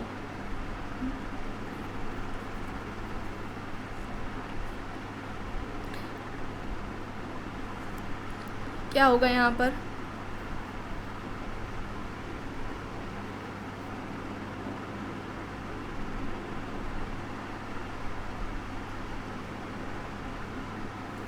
Status and role, status and role होगा, परिस्थिति व भूमिका।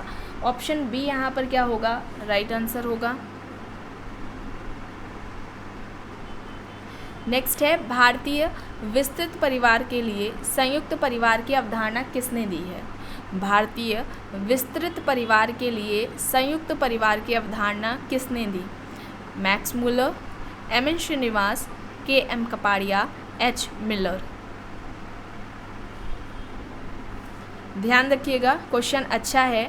भारतीय विस्तृत परिवार, विस्तृत परिवार है, नाभिकीय नहीं है। विस्तृत परिवार के लिए संयुक्त परिवार की अवधारणा किसने दी थी?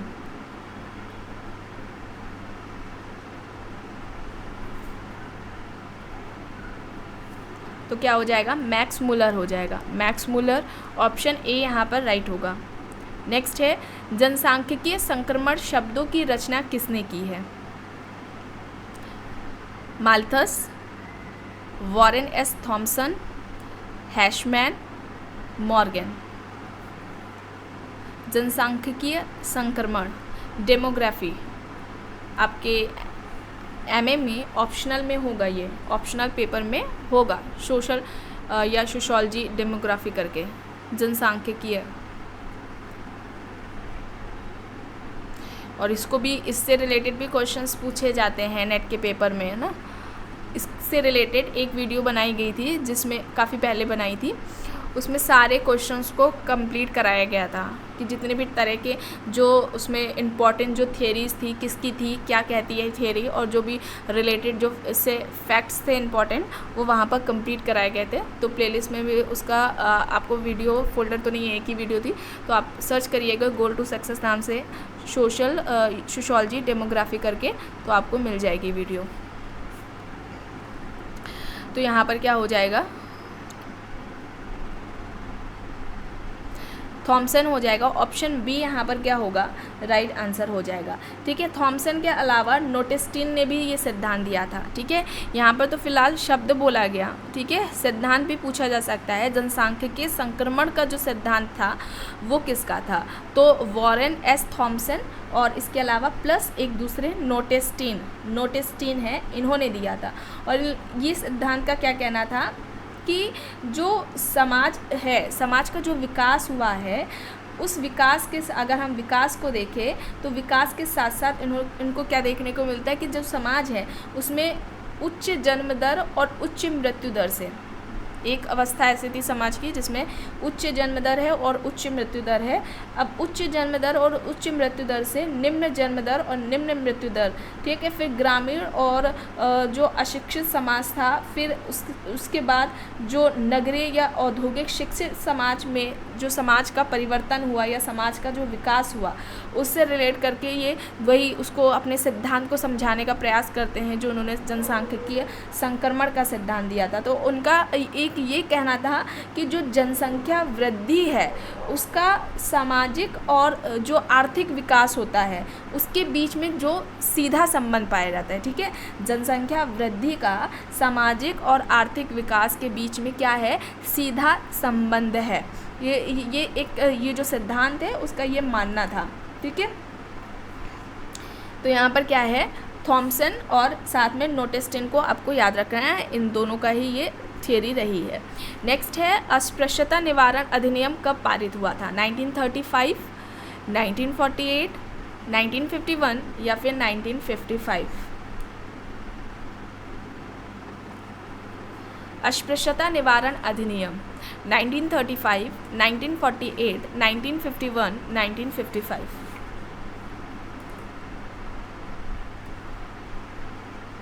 तो यहाँ पर 1955 होगा, ऑप्शन डी यहाँ पर क्या होगा, राइट होगा।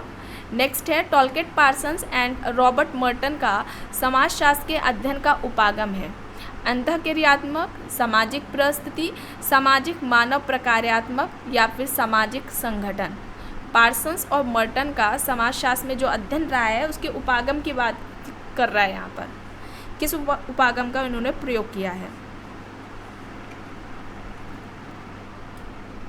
बताइए।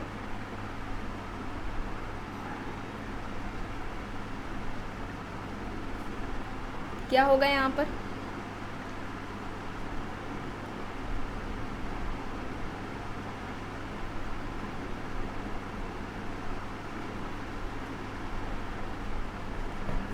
तो यहाँ पर सामाजिक जो संरचनात्मक प्रकारात्मक उपागम है उसके बारे में ऑप्शन सी यहाँ पर क्या होगा, राइट होगा। पार्सन्स की अगर हम कंट्रीब्यूशन की बात करें, योगदान की बात करें जो समाजशास्त्र में रहा है, जो 3 है महत्वपूर्ण, एक तो है इनका जो सोशल सिस्टम की बात करते हैं, सामाजिक व्यवस्था की बात करते हैं, दूसरा जो सोशल एक्शन है सामाजिक क्रिया उसकी, और तीसरे नंबर पर फंक्शनलिज्म प्रकारवाद की जो बात करते हैं। तो ये 3 इनके महत्वपूर्ण योगदान हैं पार्सन्स के। और अगर मर्टन की बात की जाए तो मर्टन का तो एक तो मिडिल रेंज थ्योरी है, मध्य अधिसीमा का जो सिद्धांत है वो, और उसके अलावा जो फंक्शन की बात करते हैं ना, प्रकट या अप्रकट प्रकार की जो बात करते हैं, दुष्प्रकार की बात करते हैं, ये सभी किसके हैं, मर्टन ने बताए हैं। तो ऑप्शन सी यहाँ पर राइट है। नेक्स्ट है 3 संस्कृतियों, एक है चेतनात्मक, फिर आदर्शवादी और इंद्रिय परक की अवधारणा को परिवर्तन के संदर्भ में किसने प्रतिपादित किया? ऑप्शंस हैं P.A. Sorokin, E.B. Tyler, Pareto और नॉल्ट टॉयनबी। संस्कृति के 3 प्रकार, चेतनात्मक संस्कृति, आदर्शवादी संस्कृति और इंद्रिय परक संस्कृति, किसने बताए थे? परिवर्तन के संदर्भ में, सामाजिक परिवर्तन के संदर्भ में इसकी बात किसने की है? चलिए बताइए, आप लोगों से बार बार कहा जा रहा था सोशल चेंज थ्योरी देखने को। सोशल चेंज के जो फोल्डर की बात की जा रही थी कि प्लेलिस्ट में मिलेगा, 2 फोल्डर हैं, एक फोल्डर थियरी से रिलेटेड है जिसमें थियरीज़ कराई गई हैं, जैसे कि उसमें जो सामाजिक परिवर्तन का टॉयनबी का है, सामाजिक परिवर्तन का जो स्पेंगलर का सिद्धांत है, पेरेटो का जो है सिद्धांत है और सोरोकिन का जो सिद्धांत है, उस फोल्डर में वहाँ पर उनकी जो थियरीज़ हैं वो कंप्लीट कराई गई हैं। और एक फ़ोल्डर था सोशल चेंज से रिलेटेड MCQs का। इन दोनों को ही देखने के लिए आपको बार बार बोला जा रहा था, ठीक है। इस तरीके से भी पूछा जाता है। यहाँ पर क्या होगा, सोरोकिन होगा। ऑप्शन ए यहाँ पर राइट होगा, ठीक है। ऑप्शन ए यहाँ पर क्या होगा, राइट हो जाएगा। इन्होंने सामाजिक परिवर्तन का सांस्कृतिक सिद्धांत दिया था, ठीक है। सांस्कृतिक गत्यात्मकता का इनका सिद्धांत रहा है, सामाजिक परिवर्तन का सोरोकिन का रहा है। और अपनी किस बुक में, सोशल एंड कल्चरल डायनेमिक्स में, सोशल एंड कल्चरल डायनेमिक्स इनकी बुक है जिसमें इन्होंने अपना सोशल चेंज की ये थ्योरी दी हुई है, ठीक है। और सामाजिक इनका ये जो सिद्धांत है वो सामाजिक सांस्कृतिक परिवर्तन का ध्रुवीकरण का सिद्धांत भी कहलाता है। अब इनके सिद्धांत को किन किन सिद्धांतों के नाम से पुकारा जाता है या कहा जाता है, इस तरीके से भी पूछा जाता है, ठीक है। डायरेक्टली नहीं पूछते हैं कि सामाजिक परिवर्तन का सांस्कृतिक गत्यात्मकता का सिद्धांत किसने दिया है। ऐसे भी पूछते हैं कि सीमाओं का सिद्धांत किसका रहा है सामाजिक परिवर्तन का, या घड़ी के पेंडुलम का जो सिद्धांत है सामाजिक परिवर्तन का वो किसने दिया है, सामाजिक परिवर्तन का उतार चढ़ाव का सिद्धांत किसने दिया है, सामाजिक परिवर्तन का अंतर्भूत परिवर्तन का सिद्धांत किसका रहा है, इस तरीके से भी पूछा जाता है। तो ये भी याद रखिएगा, ये सभी जो सिद्धांत अभी आपको नाम बताए गए हैं ये सभी सोरोकिन के ही हैं, इनको अन्य नामों से भी जाना जाता है। ठीक है, तो ऑप्शन यहाँ पर क्या होगा, ए होगा। और इनकी अगर हम कुछ बुक्स के बारे में बात करें सोरोकिन की, तो एक तो ये इम्पॉर्टेंट है सोशल एंड कल्चरल डायनेमिक्स, उसके अलावा society and culture and personality है। एक बुक क्या है, सोसाइटी कल्चर एंड पर्सनैलिटी। ठीक है, सोसाइटी कल्चर एंड पर्सनैलिटी ये है। फिर एक बुक आती है system of sociology, system of sociology. फिर नेक्स्ट जो बुक है the sociology of revolution, the sociology of revolution. तो ये सभी किसकी हो जाएंगी, सोरोकिन की हो जाएगी। और एक बुक क्राइम एंड पनिशमेंट करके भी है, क्राइम एंड पनिशमेंट करके भी बुक है सोरोकिन की। ठीक है, नेक्स्ट है, यह किसने परिभाषित किया है कि भूमिका परिस्थिति का गत्यात्मक स्वरूप है। भूमिका को परिस्थिति का गत्यात्मक स्वरूप किसने कहा है। ऑप्शंस है Mead, Linton, Durkheim, Merton. Mead, Linton, Durkheim, Merton options हैं। भूमिका परिस्थिति का गत्यात्मक स्वरूप है, ये किसका कहना है।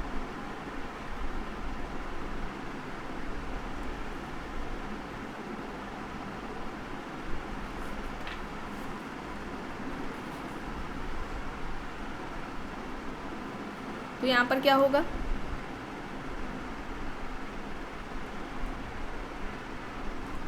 लिंटन होगा। ठीक है, ऑप्शन बी यहाँ पर क्या होगा, राइट होगा, लिंटन होगा। लिंटन यहाँ पर राइट है, ऑप्शन बी यहाँ पर राइट है। लिंटन ने सबसे पहले परिस्थिति और भूमिका का व्यवस्थित तरीके से वर्णन किया था द स्टडी ऑफ मैन, अपनी book the study of man में किया था। और ये बुक 1936 में आती है, द स्टडी ऑफ मैन, जिसमें उन्होंने परिस्थिति और भूमिका का व्यवस्थित तरीके से बात की थी। और जो परिस्थिति के प्रकार हैं, है ना, दो तरह के बताते हैं कि परिस्थिति दो तरह की होती है। एक तो प्रदत्त परिस्थिति है जो व्यक्ति को जन्म से ही मिल जाती है, जैसे कि जाति, लिंग, है ना, ये जन्म से ही मिल जाती है। और दूसरी परिस्थिति है अर्जित परिस्थिति, वो जिसे व्यक्ति अपनी योग्यता से प्राप्त करता है। तो ये दो परिस्थिति की बात की है इन्होंने, लिंटन ने, इसे याद रखिएगा। और एक बीरस्टेट का याद रखिए कि बीरस्टेट किसे कहते हैं, परिस्थिति। तो बीरस्टेट कहते हैं समाज या फिर कोई समूह, समाज में या किसी समूह में व्यक्ति का जो पद है वो पद ही व्यक्ति का क्या है, व्यक्ति की परिस्थिति है। तो समाज या समूह में व्यक्ति का जो पद है वो पद ही व्यक्ति की क्या है, परिस्थिति है। और ऑगबर्न निमकॉफ का क्या कहना है, ऑगबर्न निमकॉफ केवल समूह में बता रहे हैं कि समूह में व्यक्ति का जो पद होता है वही परिस्थिति, मतलब कि जो समूह में व्यक्ति का पद है वो परिस्थिति का प्रतिनिधित्व करती है, या परिस्थिति उसके पद का प्रतिनिधित्व करती है। ग्रुप में केवल बता रहे हैं ये ऑगबर्न एंड निमकॉफ, और बीरस्टेट ने समाज और समूह में व्यक्ति के पद की बात की है कि जो पद होता है व्यक्ति का वही परिस्थिति है। ठीक है, तो ऑप्शन बी यहाँ पर राइट है। नेक्स्ट है, रेडक्लिफ ब्राउन द्वारा प्रस्तुत सामाजिक संरचना की केंद्रीय इकाई है अंतः संबंध, अंतःक्रियाएं, समाज, व्यक्ति। अब केंद्रीय इकाई पूछा जा रहा है। अभी स्टार्टिंग में आप लोगों को बताया गया था सामाजिक संरचना की जो प्रकार बताए थे ना, समान संरचना और वास्तविक संरचना। संरचना के दो प्रकार, समान संरचना और वास्तविक संरचना किसने बताया, रेडक्लिफ ब्राउन के बारे में बताया गया था अभी आपको स्टार्टिंग में।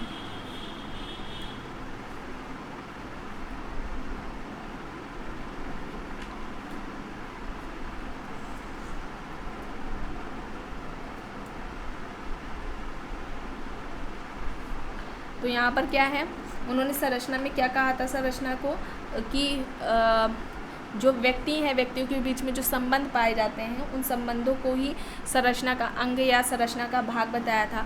तो जो सामाजिक संरचना की जो केंद्रीय इकाई है वो ब्राउन के लिए क्या है, व्यक्ति है। सामाजिक संरचना की जो केंद्रीय इकाई या आधारभूत जो तत्व है वो व्यक्ति को बताते हैं रेडक्लिफ ब्राउन। ठीक है, ये याद रखिएगा। और इनके लिए जो सामाजिक संरचना है वो मूर्त है और इसमें गतिशीलता संरचना में पाई जाती है। इनकी 2 बुक्स जो बताई गई थी, African system of kinship and marriage, and second जो थी structure and function in primitive society. Next है, लेविस कोजन ने सामाजिक संघर्ष के किस पहलू को उजागर किया है? प्रकार्यात्मक, विघटनात्मक, संगठनात्मक या फिर इनमें से कोई नहीं। लेविस कोजर की भी फंक्शनल थियरी रही है, फंक्शनल कॉन्फ्लिक्ट का सिद्धांत दिया है, ठीक है। फंक्शनल जो कॉन्फ्लिक्ट थियरी है, कार्ल मार्क्स के तो बारे में आपको पता ही है। लेविस कोजर का भी आपने देखा होगा, आप नेट की प्रिपरेशन कर रहे हैं तो आपने जो क्वेश्चंस देखे होंगे इससे रिलेटेड। संघर्ष का जो प्रकार्यात्मक सिद्धांत है वो किसने दिया है? लेविस कोजर का संघर्ष का प्रकार्यात्मक सिद्धांत रहा है, फंक्शनल थियरी इन्होंने दी हुई है।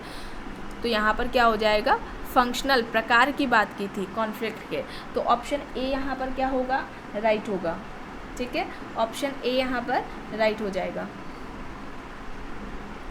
नेक्स्ट है, भारतीय संविधान की कौन सी धारा किसी भी प्रकार की अस्पृश्यता पर रोक लगाती है? धारा 17, धारा 22, धारा 45 या फिर धारा 216?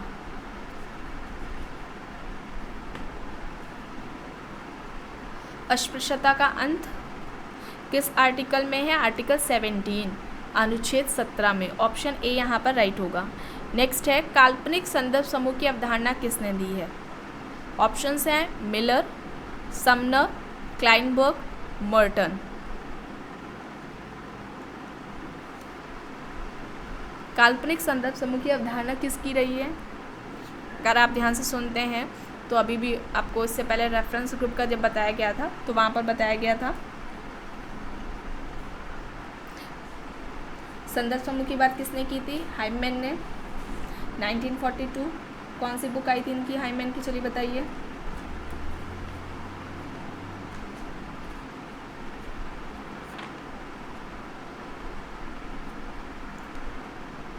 द साइकोलॉजी ऑफ स्टेटस है ना, 1942 में आई थी। हाइमैन ने सबसे पहले बात की।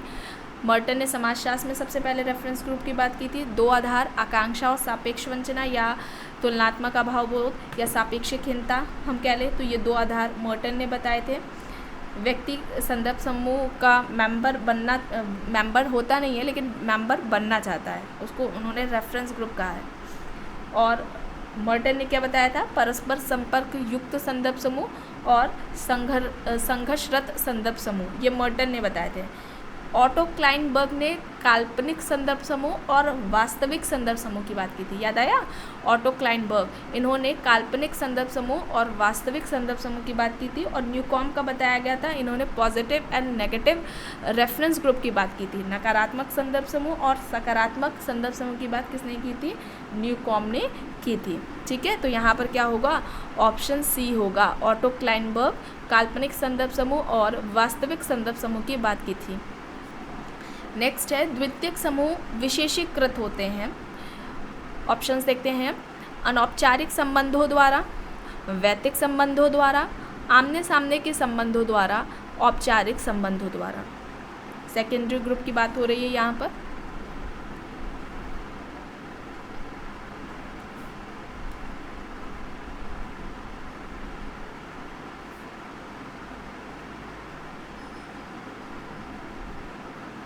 तो द्वितीयक समूह बताइए यहाँ पर क्या होगा? विशेषताएं या लक्षण हम क्या लें? ऑप्शंस में है सेकेंडरी ग्रुप,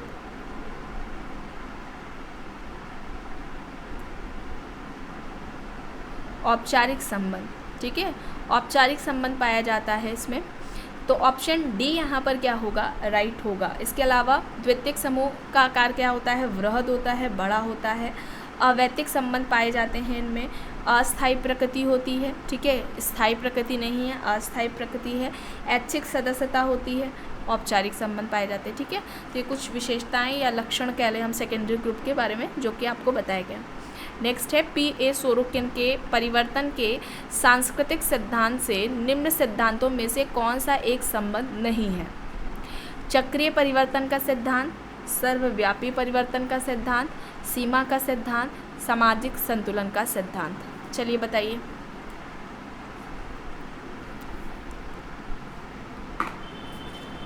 क्या होगा यहाँ पर?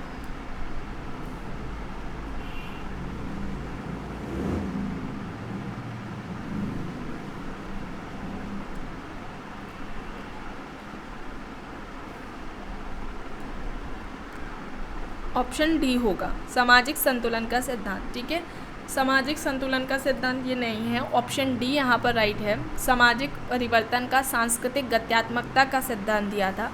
सामाजिक परिवर्तन का सीमाओं का सिद्धांत रहा है इनका, और सामाजिक परिवर्तन का घड़ी के पेंडुलम का सिद्धांत रहा है। सामाजिक परिवर्तन का उतार चढ़ाव का सिद्धांत इन्होंने दिया। ये सभी इनके सिद्धांत कहे जाते हैं। ठीक है, इनके सिद्धांत को इन नामों से पुकारा जाता है।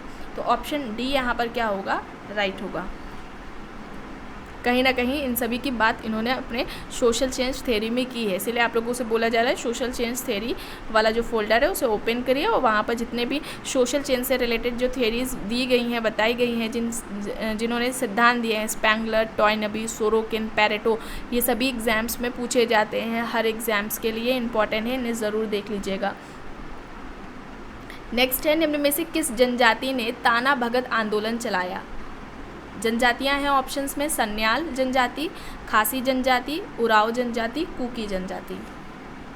ताना भगत आंदोलन क्या होगा यहाँ पर, बताइए।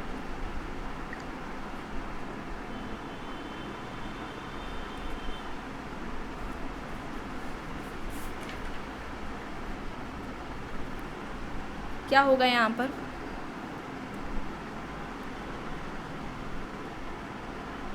उराव जनजाति। ठीक है, ऑप्शन सी यहाँ पर क्या होगा, राइट होगा, उराव जनजाति। नेक्स्ट है, निम्न जनजातियों में से कौन सी एक भगत आंदोलन के साथ संबंधित है? इनमें से कौन सी जनजाति भगत आंदोलन से संबंधित है?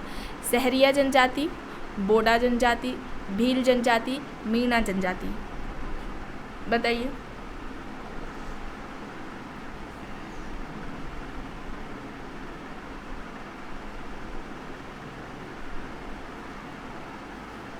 तो क्या होगा यहाँ पर, भील जनजाति होगा। भील जनजाति यहाँ पर राइट है, ऑप्शन सी यहाँ पर राइट है। नेक्स्ट है, उपलब्ध अध्ययनों के अनुसार दलितों में सामाजिक परिवर्तन का निम्न में से कौन सा एक सर्वाधिक प्रभावी कारक बना रहा है? जो भी हमारे सामने अध्ययन उपलब्ध थे उनके आधार पर ये कहा जा रहा है, देखा जा रहा है कि जो दलित है, दलितों में सामाजिक परिवर्तन का निम्न में से कौन सा एक सर्वाधिक प्रभावी कारक बना रहा है? इनमें से आरक्षण, सामाजिक सुधार, औद्योगिकीकरण, सामूहिक कार्यवाही।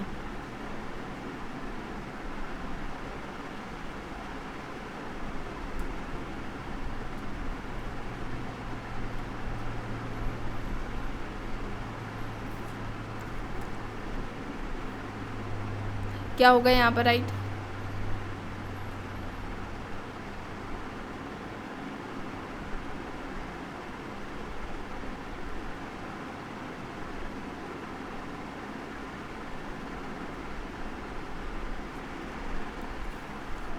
सामाजिक सुधार होगा, ऑप्शन बी यहाँ पर क्या होगा, राइट होगा।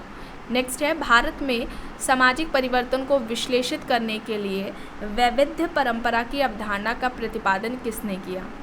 भारत में जो सामाजिक परिवर्तन हो रहे थे उनको विश्लेषित करने के लिए, उनका अध्ययन करने के लिए वैविध्य परंपरा का जो कॉन्सेप्ट है इनमें से किसके द्वारा दिया गया? ऑप्शंस हैं नागेंद्र, दुबे, श्रीनिवास, ड्यूमो जो हैं आपके एमए के सिलेबस में होंगे।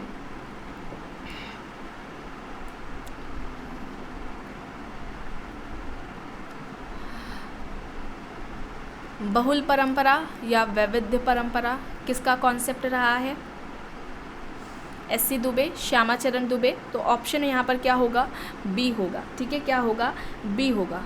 रॉबर्ट रेडफील्ड के बारे में बात की जाए तो रॉबर्ट रेडफील्ड ने दो तरह के परंपरा की बात की थी, दो तरह के ट्रेडिशन की बात की थी। लिटिल एंड ग्रेट, ठीक है, लिटिल एंड ग्रेट की बात की थी ना, लघु परंपरा और दीर्घ परंपरा की बात किसने की थी? रॉबर्ट रेडफील्ड ने की थी। तो यहाँ पर एससी दुबे क्या कहते हैं, श्यामाचरण दुबे भारतीय परिप्रेक्ष्य में कहते हैं कि भारत के परिप्रेक्ष्य में ये नहीं कहा जा सकता कि भारत में मात्र सिर्फ दो परंपराएं हैं। भारत जटिल समाज है और यहाँ पर बहुल परंपराएं पाई जाती हैं। ठीक है, बहुल परंपराएं पाई जाती हैं और उन्होंने टोटल 6 तरह की परंपराओं की बात की थी। अब ये जो 6 परंपराएं आपको बताई जा रही हैं, पहले भी कई बार बताई गई हैं, इम्पॉर्टेंट है, इनके नाम याद रखिएगा। पूछा जाता है किसने बताया है, या डायरेक्टली पूछा जाता है बहुल परंपरा या वैविध्य परंपरा की जो अवधारणा है वो किसने दी, या ऑप्शंस दे दिए जाते हैं कि इन परंपराओं की बात किसने की है, या एस.सी. दुबे ने किन परंपराओं की बात की थी, किन परंपराओं की बात नहीं की थी। ठीक है, और एक तरीके से ये रॉबर्ट रेडफील्ड की आलोचना में वे अपना कॉन्सेप्ट देते हैं। ठीक है, तो कौन कौन सी परंपराएं हैं? टोटल 6 परंपराएं हैं। पहली जो परंपरा बताते हैं शास्त्रीय परंपरा, शास्त्रीय परंपरा है पहली। दूसरी परंपरा क्या है? नव विकसित राष्ट्रीय या राष्ट्रीय परंपरा आपको कहीं कहीं देखने को मिलेगा। ठीक है, नव विकसित राष्ट्रीय परंपरा।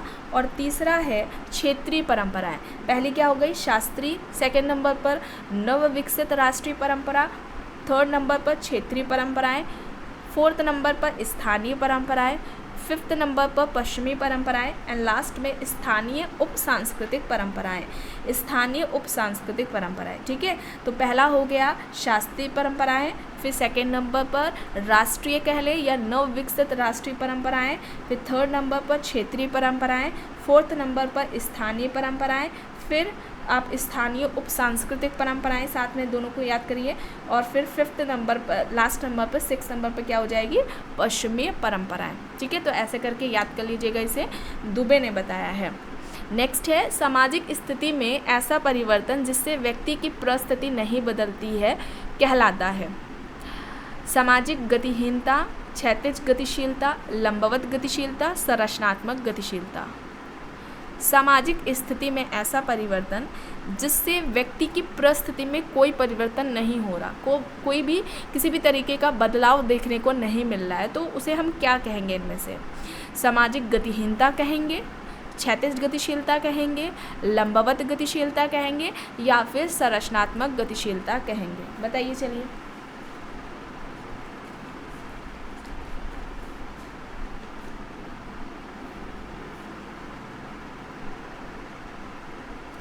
क्या होगा?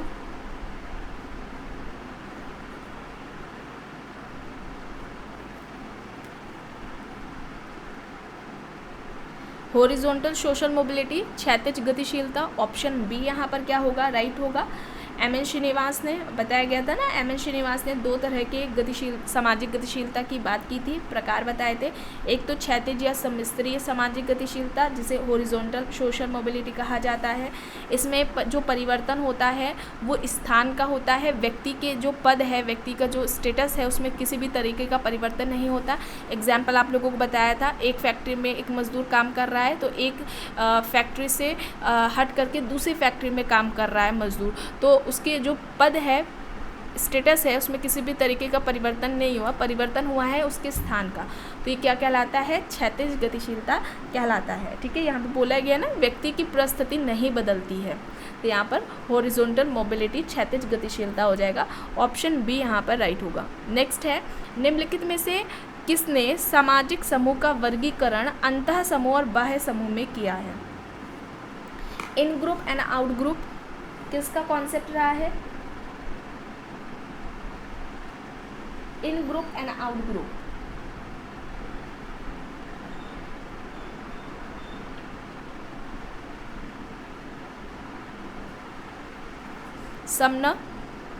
समनर का रहा है। ठीक है, निर्जाति केंद्रवाद का भी कॉन्सेप्ट इन्होंने ही दिया था, तो ऑप्शन बी क्या होगा यहाँ पर? राइट होगा। नेक्स्ट है, निम्नलिखित में से कौन सहयोगात्मक सामाजिक प्रक्रियाएं हैं? सहयोगात्मक आप कह लें या सहयोगी सामाजिक प्रक्रिया कह लें, या कहीं कहीं पर संगठनात्मक सामाजिक प्रक्रिया भी देखने को मिलता है। ऑप्शंस हैं सहयोग, संघर्ष, प्रतिस्पर्धा, सात्मीकरण। अब चलिए बताइए, देखिए और इसमें बताइए कौन सी सहयोगी सामाजिक प्रक्रिया के अंतर्गत आएगी, कौन कौन सी बताइए।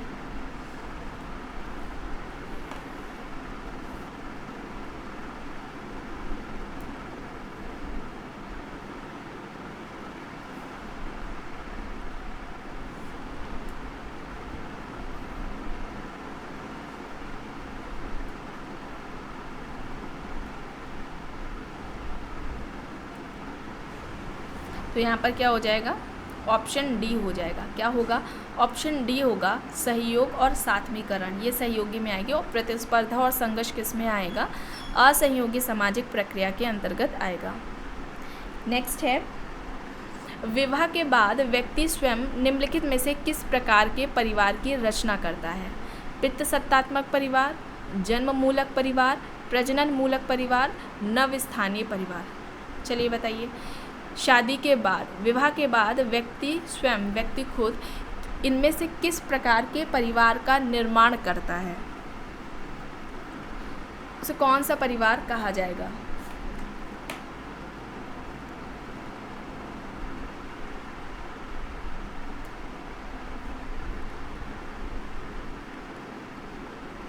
बताइए।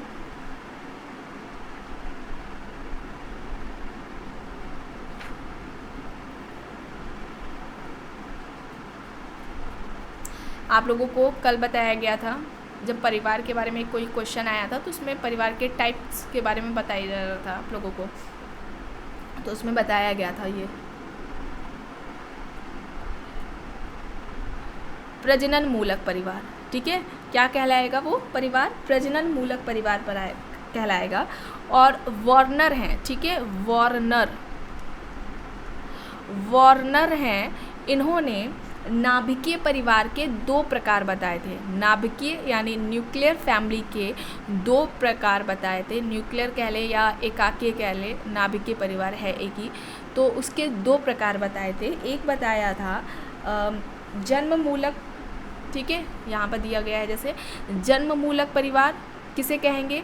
जिसमें व्यक्ति का जन्म होता है और ऐसे परिवार में व्यक्ति का उसका जिसमें जन्म हुआ है उस परिवार में उसका पालन पोषण होता है। ऐसे परिवार में उस व्यक्ति के उसके मम्मी पापा भाई बहन ये पाए जाएंगे, ये रहते हैं।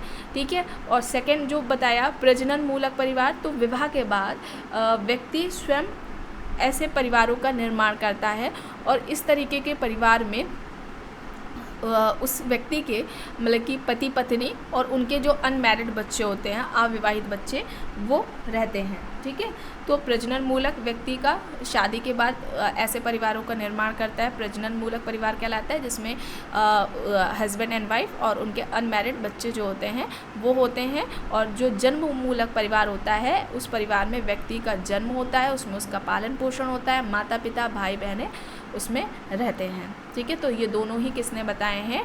वार्नर ने बताए हैं। ठीक है, वार्नर ने बताए हैं, तो ऑप्शन सी यहाँ पर राइट होगा। नेक्स्ट है, निम्नलिखित में से किसने किनशिप ऑर्गेनाइजेशन इन इंडिया नामक पुस्तक लिखी है? ऑप्शन है K M. Kapadia, Irawati Karve, A R. Desai, D N. Majumdar. Kinship organisation in India किसकी है बुक?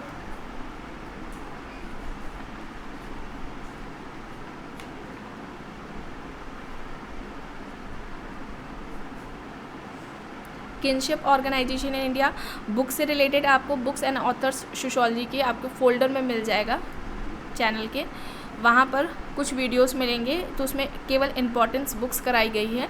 उन सभी बुक्स को आप लोग एग्ज़ाम से पहले देख लीजिएगा। Kinship organisation in India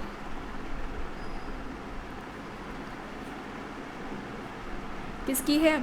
Iravati Karve की है। ठीक है, इसके अलावा एक इनकी बुक क्या थी? हिंदू सोसाइटी थी। जाति व्यवस्था को विस्तारित नातेदारी समूह कहा था। जाति व्यवस्था की 2 विशेषताएं, अंतःविवाह और क्या बताया था इन्होंने? परंपरागत जो व्यवसाय होता है उसको बताया था। तो ये दोनों जाति विशेषताओं, जाति प्रथा की या जाति व्यवस्था की इन 2 विशेषताओं की बात इरावती कार्वे ने की थी। ठीक है, तो ये याद रखिएगा। तो आज की वीडियो में बस इतना ही। आई होप ये आपको वीडियो पसंद आई होगी। अगर पसंद आई है तो प्लीज़ लाइक ज़रूर करिएगा, कमेंट करके ज़रूर बताइएगा। चैनल पर अगर आप नए हैं तो चैनल को भी ज़रूर सब्सक्राइब कर लीजिएगा एंड इस वीडियो को जितना हो सके ज़्यादा से ज़्यादा लोगों के साथ शेयर भी ज़रूर करिएगा। Thank you.